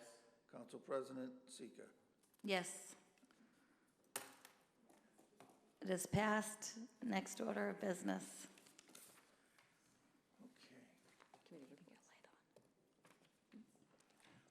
These are committee report for license papers 237, 238, 266, 267, 268, 269, 270, 271. 237 is outdoor parking, Andreas Tistos, 29 Madison Street for 40 spaces. That's a renewal. We have another outdoor parking, Andreas Tistos, 25 Florence Street, 34 spaces. Another outdoor parking, Northeast Transportation Snow Service, Inc., 531 Broadway, Malden, 5 spaces, a renewal. Then we have self-service gas station, Gibbs Oil, 728 Main Street, Malden, a renewal. Self-service gas station, Wash Depot, 333 Eastern Avenue, Malden. Self-service gas station, Speedway, 214 Malden, renewal. A lodging house, 52 Maple Street, Malden, renewal. Pool table, Sousa's Barber Shop, 16 Lebanon Street, 1 new table. On Councilor Murphy's motion to receive the committee report, all those in favor? Aye. All those opposed? The committee report is received. Councilor Murphy for the committee. Thank you, Madam President. Why don't we start with the outdoor parking? We've looked at all of the outdoor parking. We met with our compliance officers. All of these renewals are in compliance. The license committee voted unanimously to pass these petitions out favorably. I would hope the city council will grant them. Going to do the outdoor parking? Just outdoor parking, Okay. please. On Councilor Murphy's motion to grant these outdoor parking petitions, all those in favor? Aye. All those opposed? The petitions have been granted. Okay. The self-service gas station Gibbs Oil, we actually voted to table that, allowing the ward councilor time to speak with the actual applicant. So I'd like to table this until we come back in September. On Councilor Murphy's motion to table paper 26619, all those in favor? Aye. All those opposed? The paper has been tabled.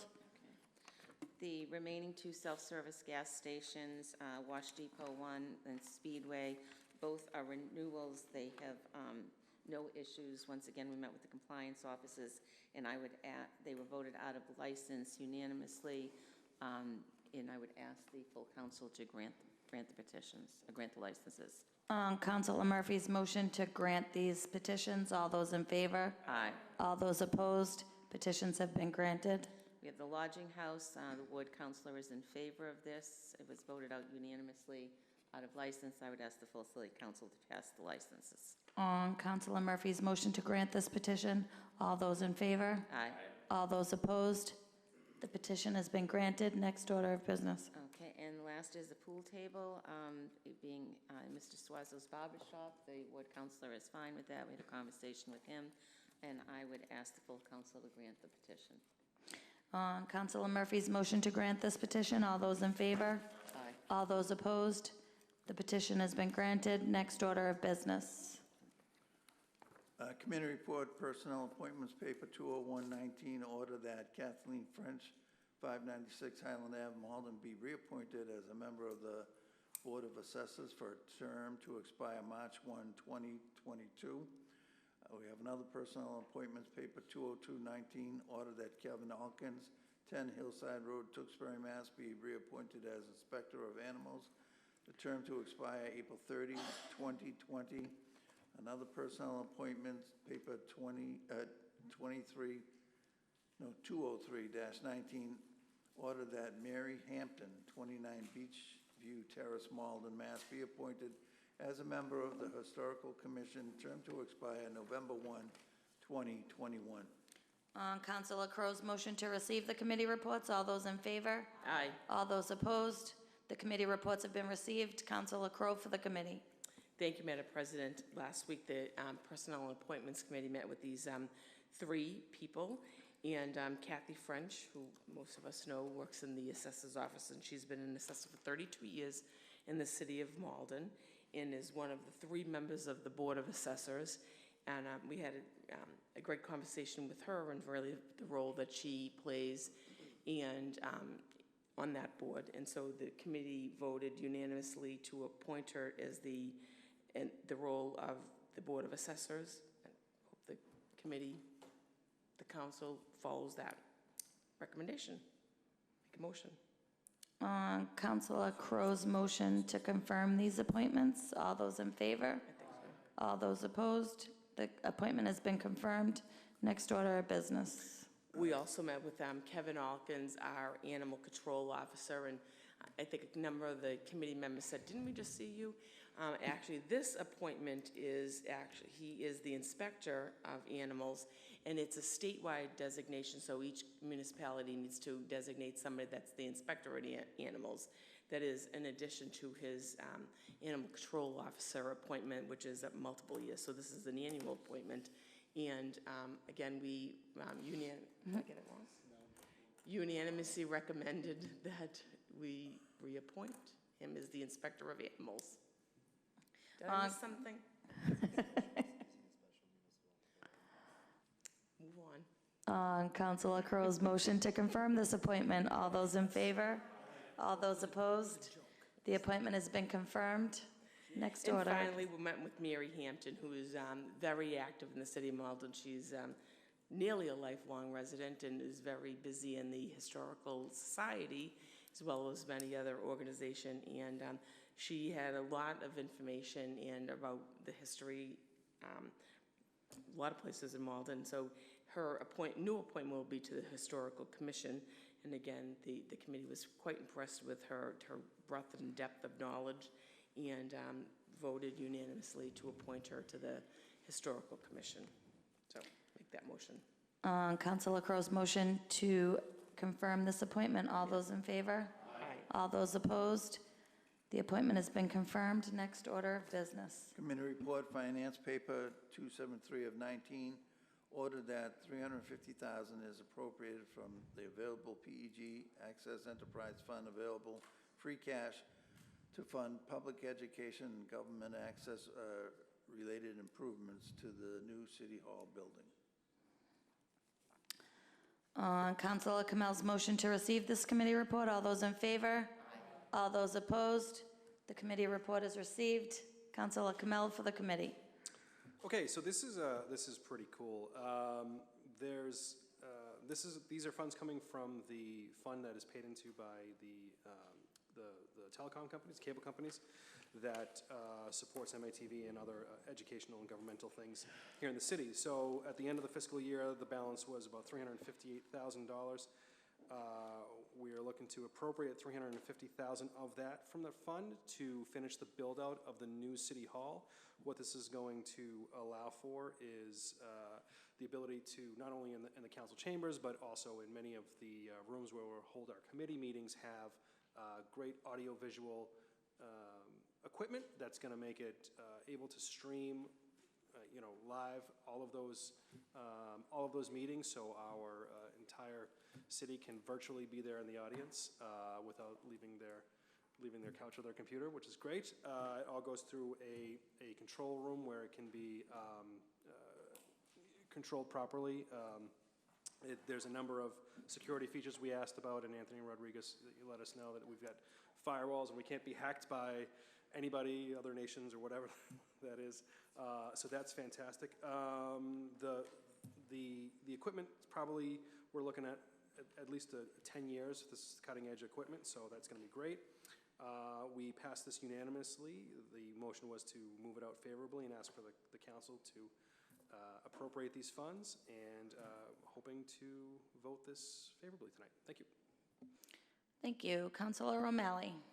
Thank you, Madam President, and thank you for the work of the Finance Committee. I unfortunately was not able to attend that meeting, but I do know that this is going to go to good use, and it's coming at the perfect time, because one of the big concerns about the PEG access funds is that more people move onto the internet to watch media rather than watching it on TV and having cable subscriptions, this amount of money goes down.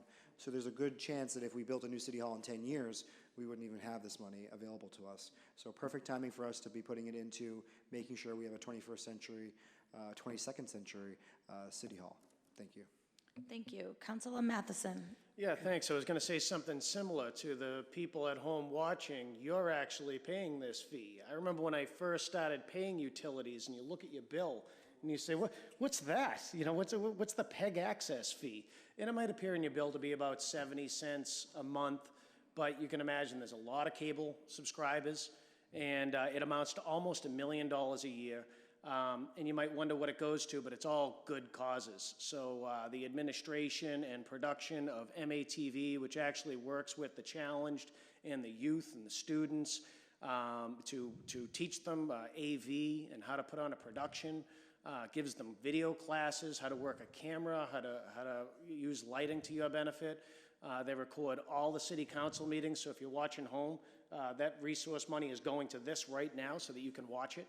And in fact, this is a very tangible, tactile thing that you're going to be able to say that you paid for, because we're going to be the envy of many communities when we have this new city hall. It's going to be a gorgeous building, and it's going to have state-of-the-art audio and visual, and this is exactly what this fund should be used for, and I think this is a great proposal, and I'm glad we're going to pass this. That's it. Thank you. Thank you. On Councilor Kamel's motion to adopt this order, clerk will call the roll.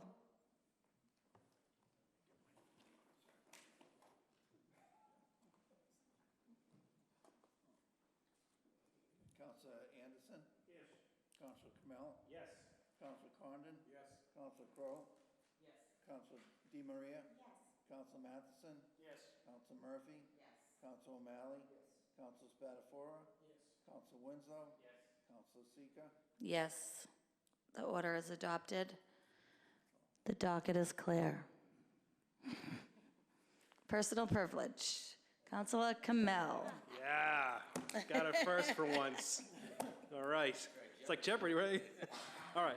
So I want to, first of all, remind folks that tomorrow night we'll have the last of several public meetings we've had recently talking about the redesign, or the revitalization, I should say, of Trafton Park. We have worked with Shadley and Associates, a landscape architect, and brought together a lot of the feedback we've already gotten from the public into sort of a draft master plan. Obviously, this is not going to be the amount of work that can be done in 1 year. We'll talk about the prioritization and what we realistically expect for resources that we can go after for this. But it's been a great public process. It's been amazing how people can, come in from the community and lean into this and really help us kind of sharpen what we're looking to do with such an amazing park that's just in our neighborhood, just for generations been sort of the center of our neighborhood, which is a great segue to everybody's favorite time of the year here on the City Council, the 4th of July. We in Ward 6, don't tell the other councilors, probably have the best time. We've got, we'll have ponies and food and slush and bouncy houses, water slides. It's going to be a fantastic time. We have a lot of folks who are coming down to help us out, but if anybody else wants to come down, we are going to be going from 9 a.m. to 1 p.m. It's on the 4th of July, and we are super excited and can't wait to see you there. So, other than that, have a great summer. Thank you. Councilor Crowe. Thank you, and I have to disagree with my fellow Councilor Kamel, but we'll start off with our, since Ward 1 and Ward 2, really for the whole city, kick off the Independence Day celebration with the 3rd of July movie night at Green Street Park, which is at Chopper Field, which is across the street from 35 Green Street Hoff's Bakery, if you're looking for it. Our movie evening starts at 6:30. We have a bounce house and some other games that go on. The movie starts at sundown. You can bring, some snacks if you like. We'll have popcorn and water, and you can come and see how your friends, Woody and Buzz Lightyear, met for the very first time. So, Yeah, hint.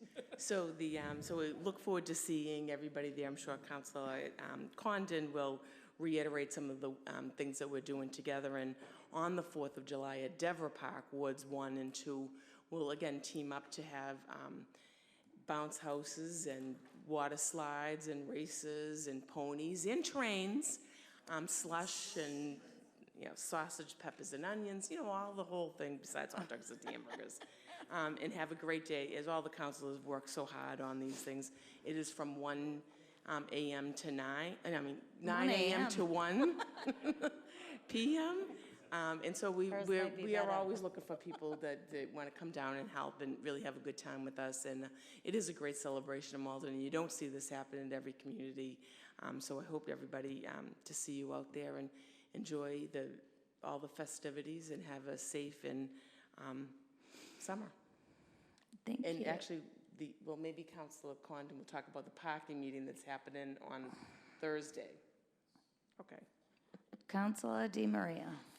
Thank you, Madam President. So in your flyer, I just wanted to make note that our Malden Public Library has 2 months jam-packed with wonderful free events for families and our children in the community. I believe it's also on the city's website, so some wonderful things going on under the direction of Dora St. Martin. Also in your flyer, in your folder, you have an invitation to our very first Mayor Converse's 199th birthday, which will be on July 25th at 11 in the morning at Fellsmere Pond. And a couple years ago, we donated a new sign there, so we're revving up for his 200th next year. So I do hope to see all the counselors there and our community.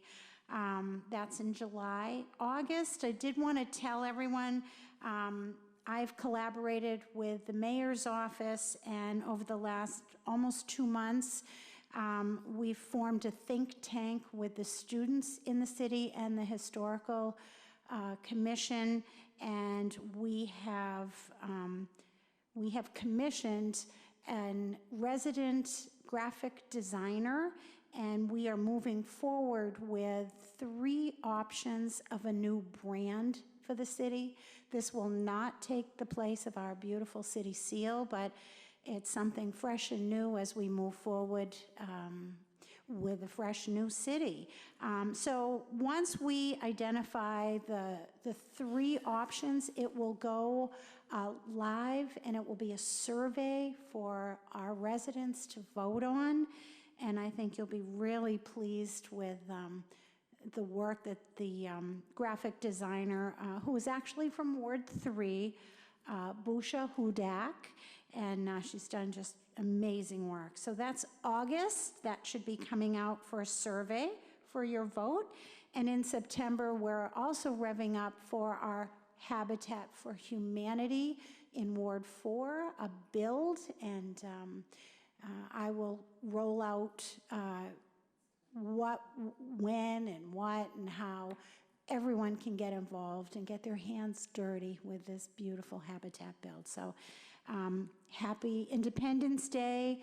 I will see each one of you at your awards, and I look forward to running around like a crazy woman that day. So happy Independence Day. Thank you. Thank you. Councilor Murphy. Thank you. Sorry, I just got a little flustered at something I was reading. First of all, welcome to Ward 5.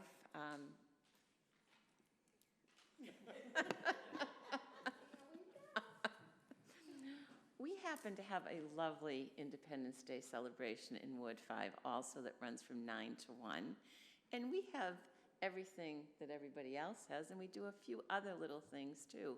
Like we have a bake-off, which is really fun. So if you're into cooking, you can come down and enter your dessert into the contest, and you might win a big blue ribbon for the most patriotic dessert, or you could win a big blue ribbon for the most artistic dessert. What's he saying?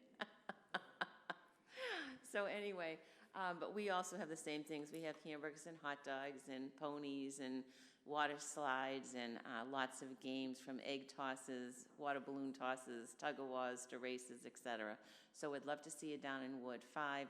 It is at the Alex Gentili Memorial Park, which was formerly known as the Forestdale Park. It is on Sylvan Street, so it's still in the same place it's always been. But when you get your flyer, it has a new name on it, although it does say formerly known as, so hopefully no one's too confused.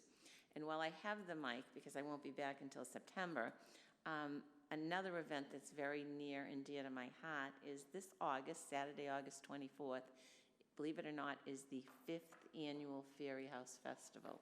It's amazing that this is actually the 5th one.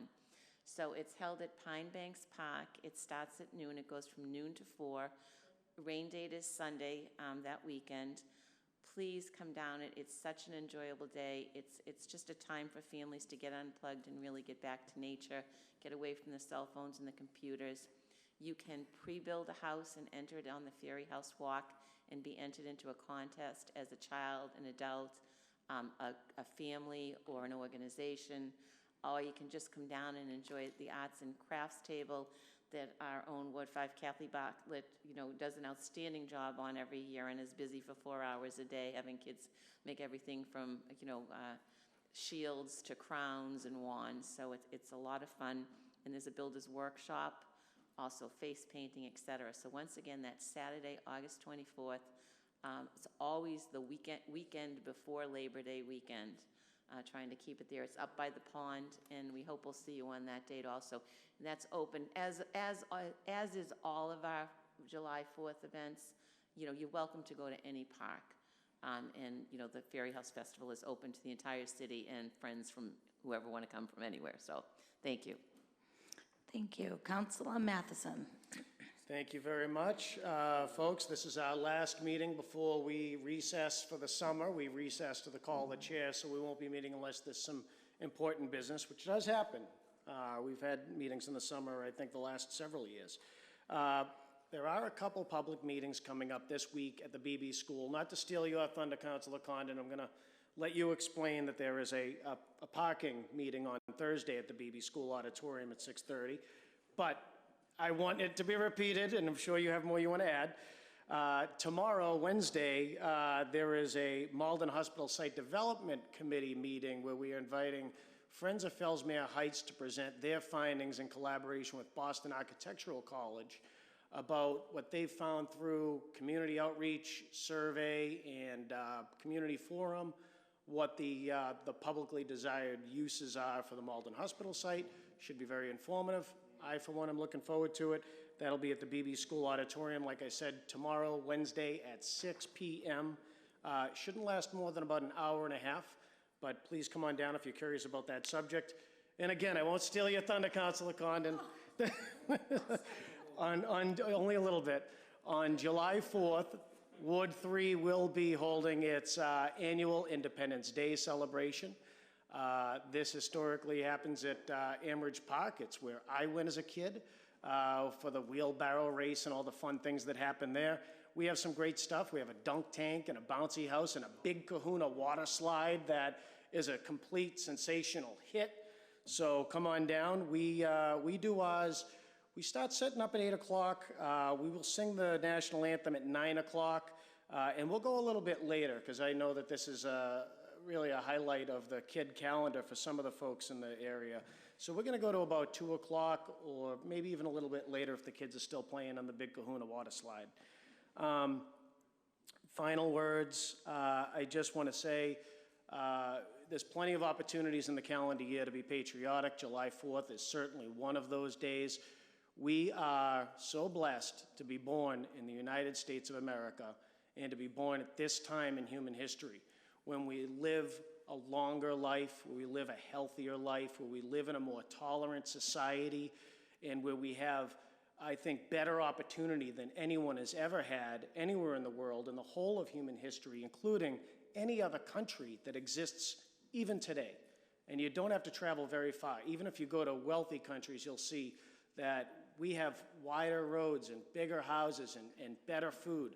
I'm not exaggerating. And I want to just say a little bit about how we formed, because I do it every year.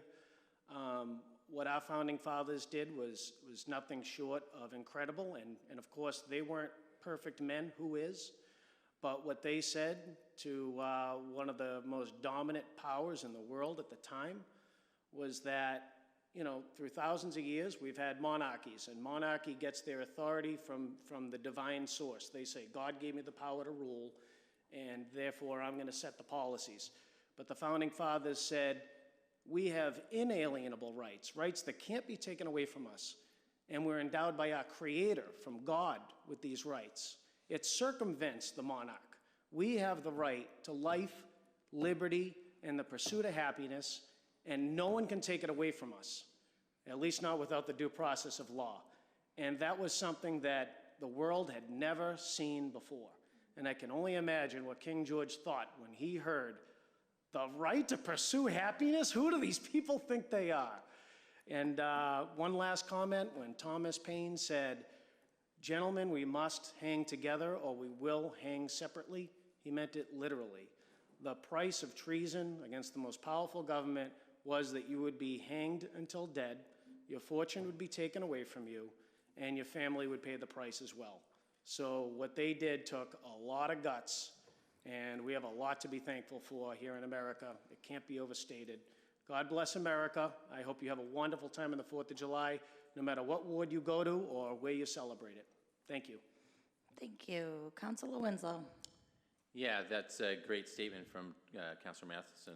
Yeah, I just want to really thank all the ward councilors for the work they do, putting together these great parties. I think it's a really special thing in Malden that each individual neighborhood keeps up this tradition. I think it's really a lot of fun for the kids, especially because you don't have to go too far, and it keeps things smaller. I think it keeps it more personal.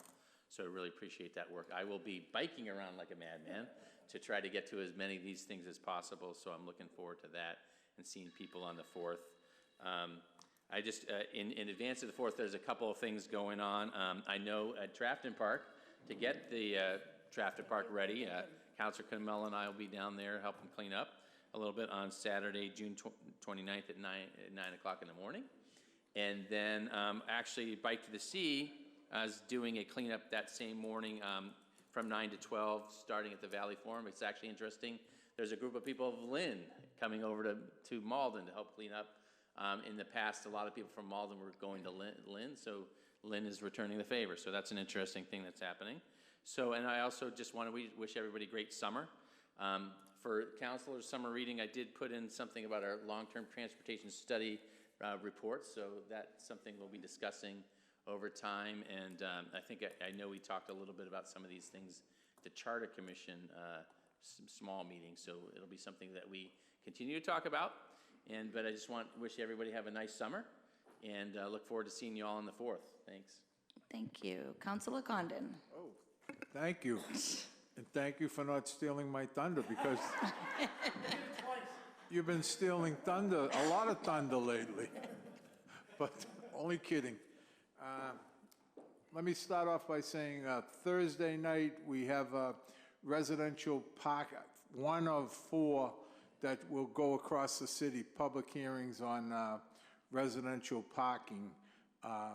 These meetings will address from 1 a.m. to 7 a.m. Our parking director has an informational piece that he has put on the city website that answers a lot of questions that would be obvious and repeated during that meeting. So I'd advise you to, if you have a computer, to possibly go onto that city website, look at the questions and answers that he has put on there, and it's very informative. We'll be addressing the overnight parking situation in the city, which in my opinion, really, if you go down the streets, it's a little bit out of control with the out-of-state plates, and we hope to address that. If your car's registered in the city of Malden, you pay your excise tax in the city of Malden, we hope to put this program in, which will cost you nothing. It's just a question of signing up, having your car put on the city rolls for excise tax purposes, and we hope to put in a successful program without causing too much hardship throughout the community. But there'll be meetings at the Linden School, the Ferryway School, and the Salem Woods School in July. Those dates will be coming out. This Thursday, we'll start off at the BB School. So I expect to see, some of the committee there, and Ron Hogan, the Director of Parking, will moderate this meeting. Now, Ward 2 and Ward 1 have partnered up to put together, I think, a great 4th of July. Michael Drummy, the school committee person, and Rob McCarthy have also teamed up with us, and we have everything from races from 3 years old to 15 years old, beach ball kicks for 1 to 3 year olds. We got water slides, we got a train, we got ponies, we got obstacle courses. I think we'll put on a good show for everybody. We'll have hoodies, and naturally we'll be giving out sausages, hamburgers, and hot dogs.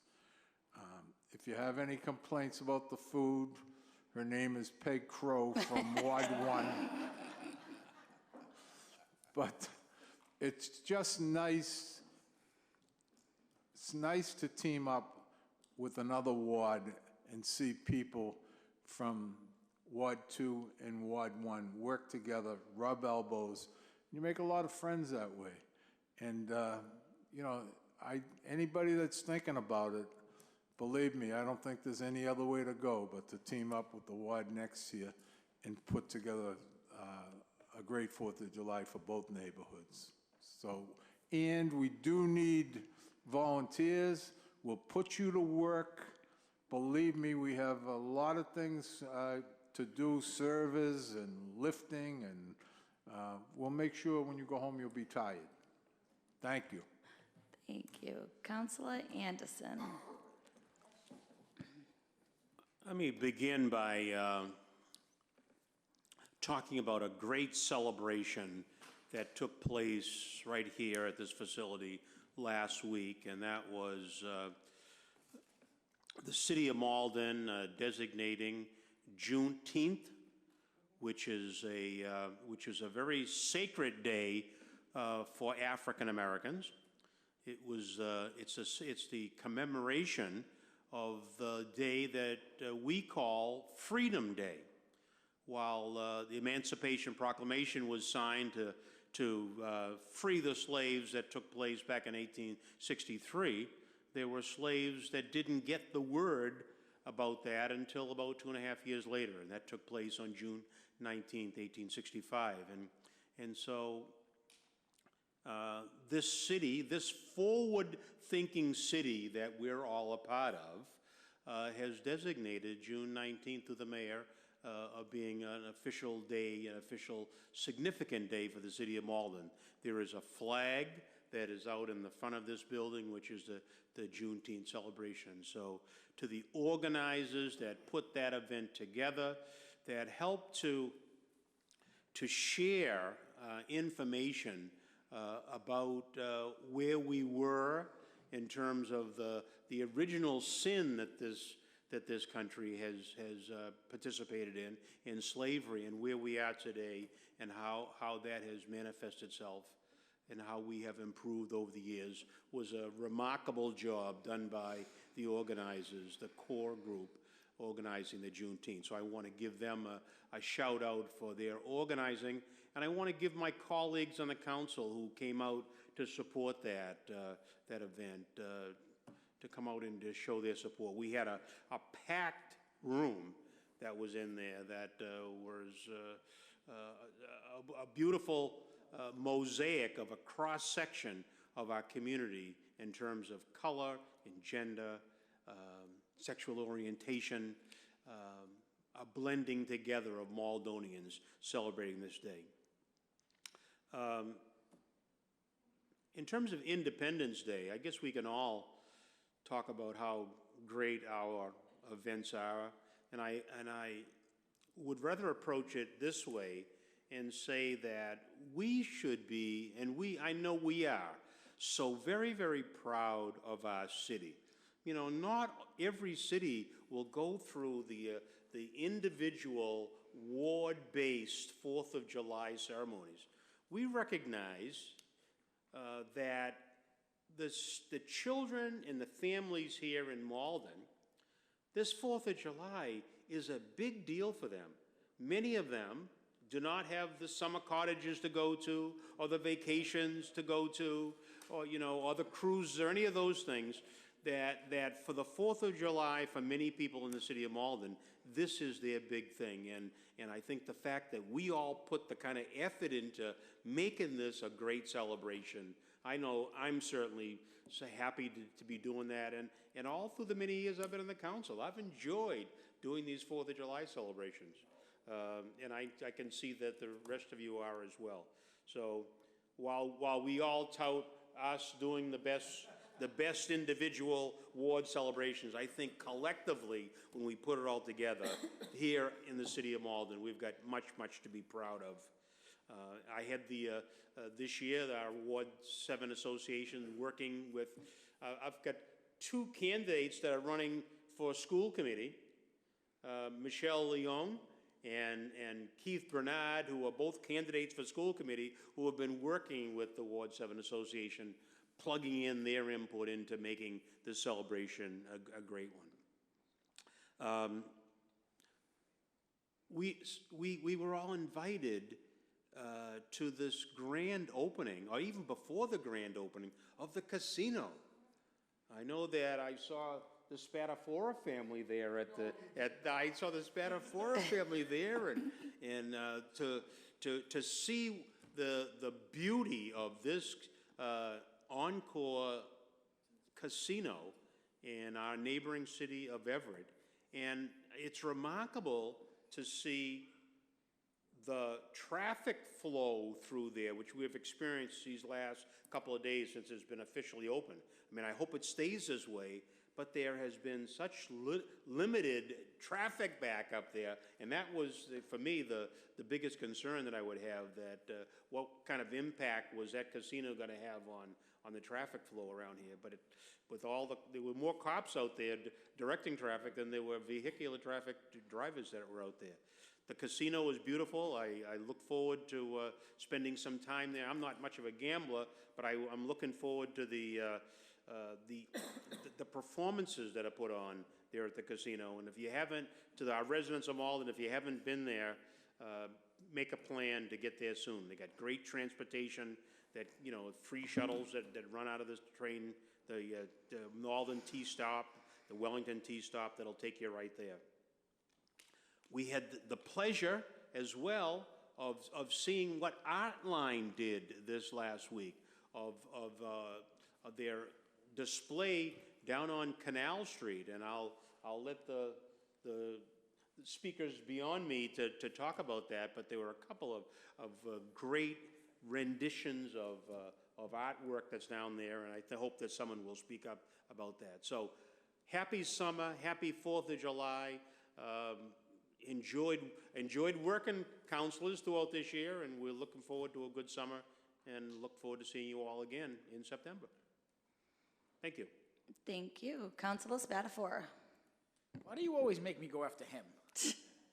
First apple pie and motherhood, and now just a great speech all around. I just want to first say the casino. You know, I'd echo Councilor Anderson's thoughts on the casino. I look forward to hopefully get to gamble a little there, catch the shows, also to spend that $1 million to be given the city of Malden for the next foreseeable future. So I think it's good. In terms of the 4th of July, I know a couple councils have said it is. Malden should be very proud not only of its forward thinking, but the amount of work the ward councils have to do. I think I say it every year, and I mean it, is that they are giving a small amount of money, and what they produce with that amount of money is remarkable. But that's not the entire story. Most of the time, too, They're raising money throughout the year. They're asking for donations. They're taking money out of their own pockets to pay for that because, me and several other councils have talked. That money has not been increased, I think, in 12 or 13 years since I've been a counselor, and we know costs have gone up dramatically on food and entertainment and all the water equipment and the amusements, so yeoman's work. Same thing with the water improvement funds. It hasn't gone up. I think me and Council Murphy were talking at least 12 or 13 years. So to Council Anderson's point, not everybody in this city is lucky to have a summer home or to leave the boundaries of Malden, and what the ward councilors produce year after year with the amount of money, I think, is a testament of not only their commitment to the city of Malden, but what Malden does for their residents, and it cannot go unnoticed.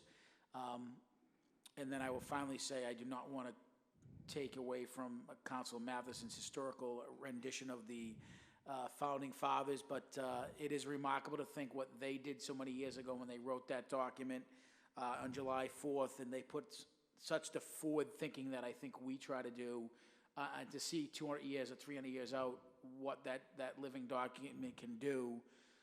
While not all perfect, it is remarkable to read, and it is a good time, I think, on the 4th to reflect on the independence, not only the Founding Fathers, but I think, unfortunately, it has not always been easy to keep that independence, and many people have gone to war and unfortunately have lost their life for that. So a couple minutes between your hamburgers, your hot dogs, and your beer, I think it's a good time to reflect. Everybody have a great Independence Day, and I look forward to seeing everybody on my pilgrimage through the city of Malden. Thank you. Thank you. Councilor O'Malley. Thank you, Madam President. As has been stated by the other ward councilors, Ward 4 will also have a 4th of July Independence Day celebration at Quartermalee Park.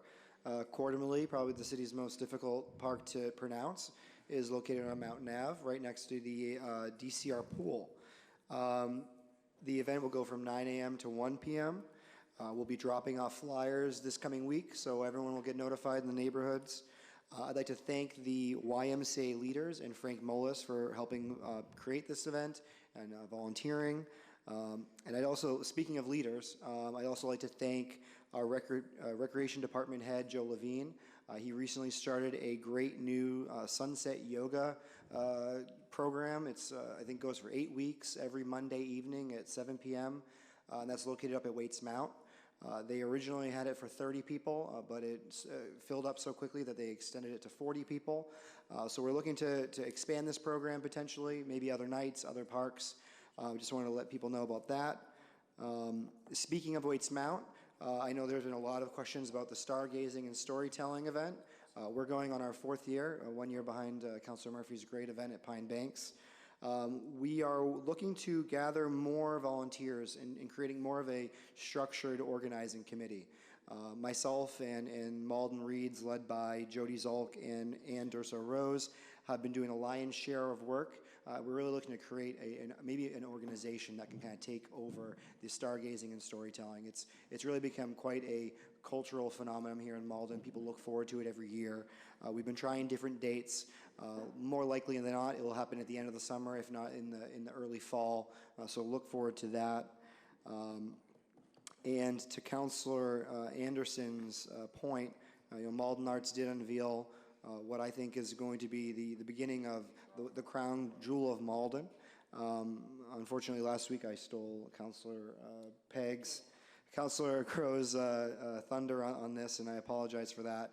But after going to the event, two really renowned artists, artist Joe and Terry Meliski, installed their Joyriders exhibit or installation. It features 5 riders on bikes having a great joyous time.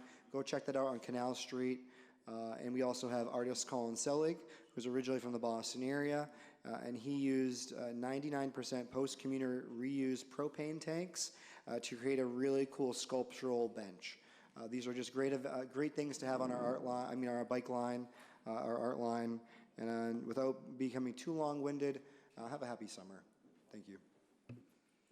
Thank you. And last but not least, Ward 8 will also be hosting their annual Independence Day celebration at Linden Park next Thursday, July 4th, Festivities start about 8:45 a.m. with the Pledge of Allegiance, and we're going to run till about 1 p.m. in the afternoon.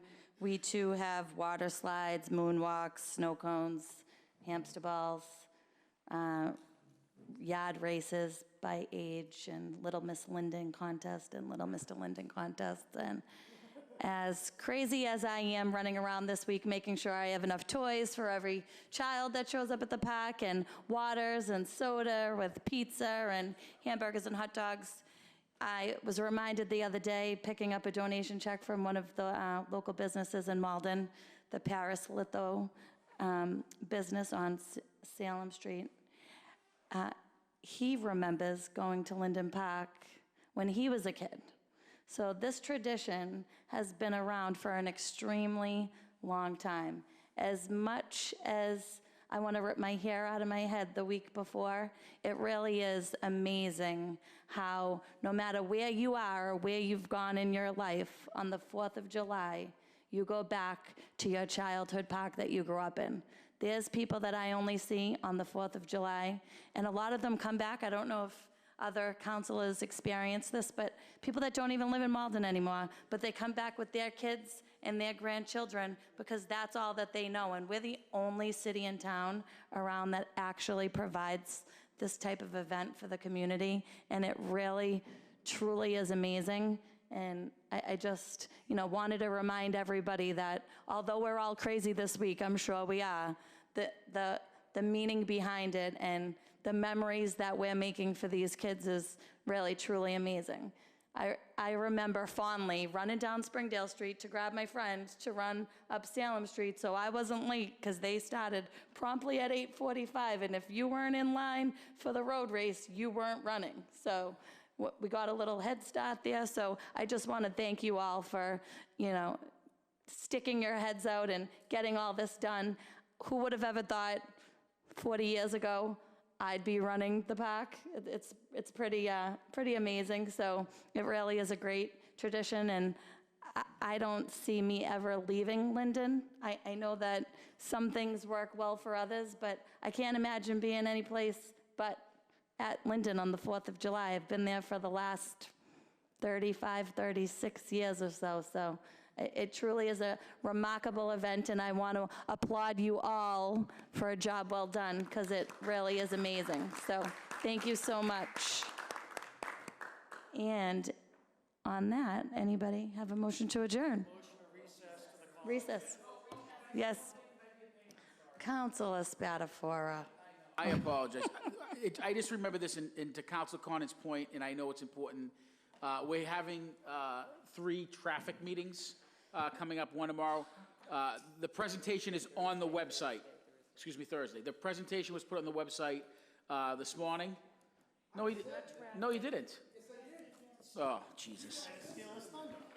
Because you were mumbling. Okay, sorry. So since I just remembered something as well, I'm looking at John out in the audience, and nobody else has mentioned that tomorrow night, 5 o'clock at the police station, we're conducting a second set of cannabis interviews. The Cannabis Committee has been diligently working on this to get this going, so we're not behind the 8 ball on this issue. Last Wednesday, they had 2 interviews. Tomorrow, they have another 2 interviews. There's one at 5 and one at 6. And then I think we're off for a few weeks due to 4th of July and who has a vacation and what have you. So they'll resume again the end of July and the first week of August. And I think we're moving forward in a pretty decent-sized pace. And I am grateful that you all passed that special municipal employees paper, because they are really going full steam ahead. I've had 5 applications in my ward. That's why I'm probably kind of knee-deep in it, and I know a lot more. Me and Councilor Crowe are the only 2 councilors that actually have applications. So there are 2 for her tomorrow night, correct? Yeah. You want to say who? Oops, sorry. The locations, actually, they're presentations for the people that are looking to get a cannabis license. One of the locations is on Charles Street. I believe it's 36 Charles Street. And the other one is on Commercial Street next to the People's United with Midas's. Actually, that's one of the locations being proposed. So those two presentations will be tomorrow. They're about half hour, 45 minutes each. So I'm really looking forward to seeing what they want to present before we make any decisions. Yes, it's a half-hour presentation and a half an hour of question and answering from the board. So the Midas location is at 6 p.m. and the 36 Charles is at 5 p.m. Correct. At the police station in the community room. So it's open to the public. I know John was there last week. I'm sure you'll be there tomorrow recording, and they'll be posted online if anybody can't make it but is interested to see what actually is going on during these meetings. It's quite interesting process, and we have the ability to make, a substantial amount of money for the city of Malden to do, multiple improvements, which would be great. So on Councilor Matheson's motion to recess to the call of the chair, all those in favor? Aye. All those opposed? Happy summer.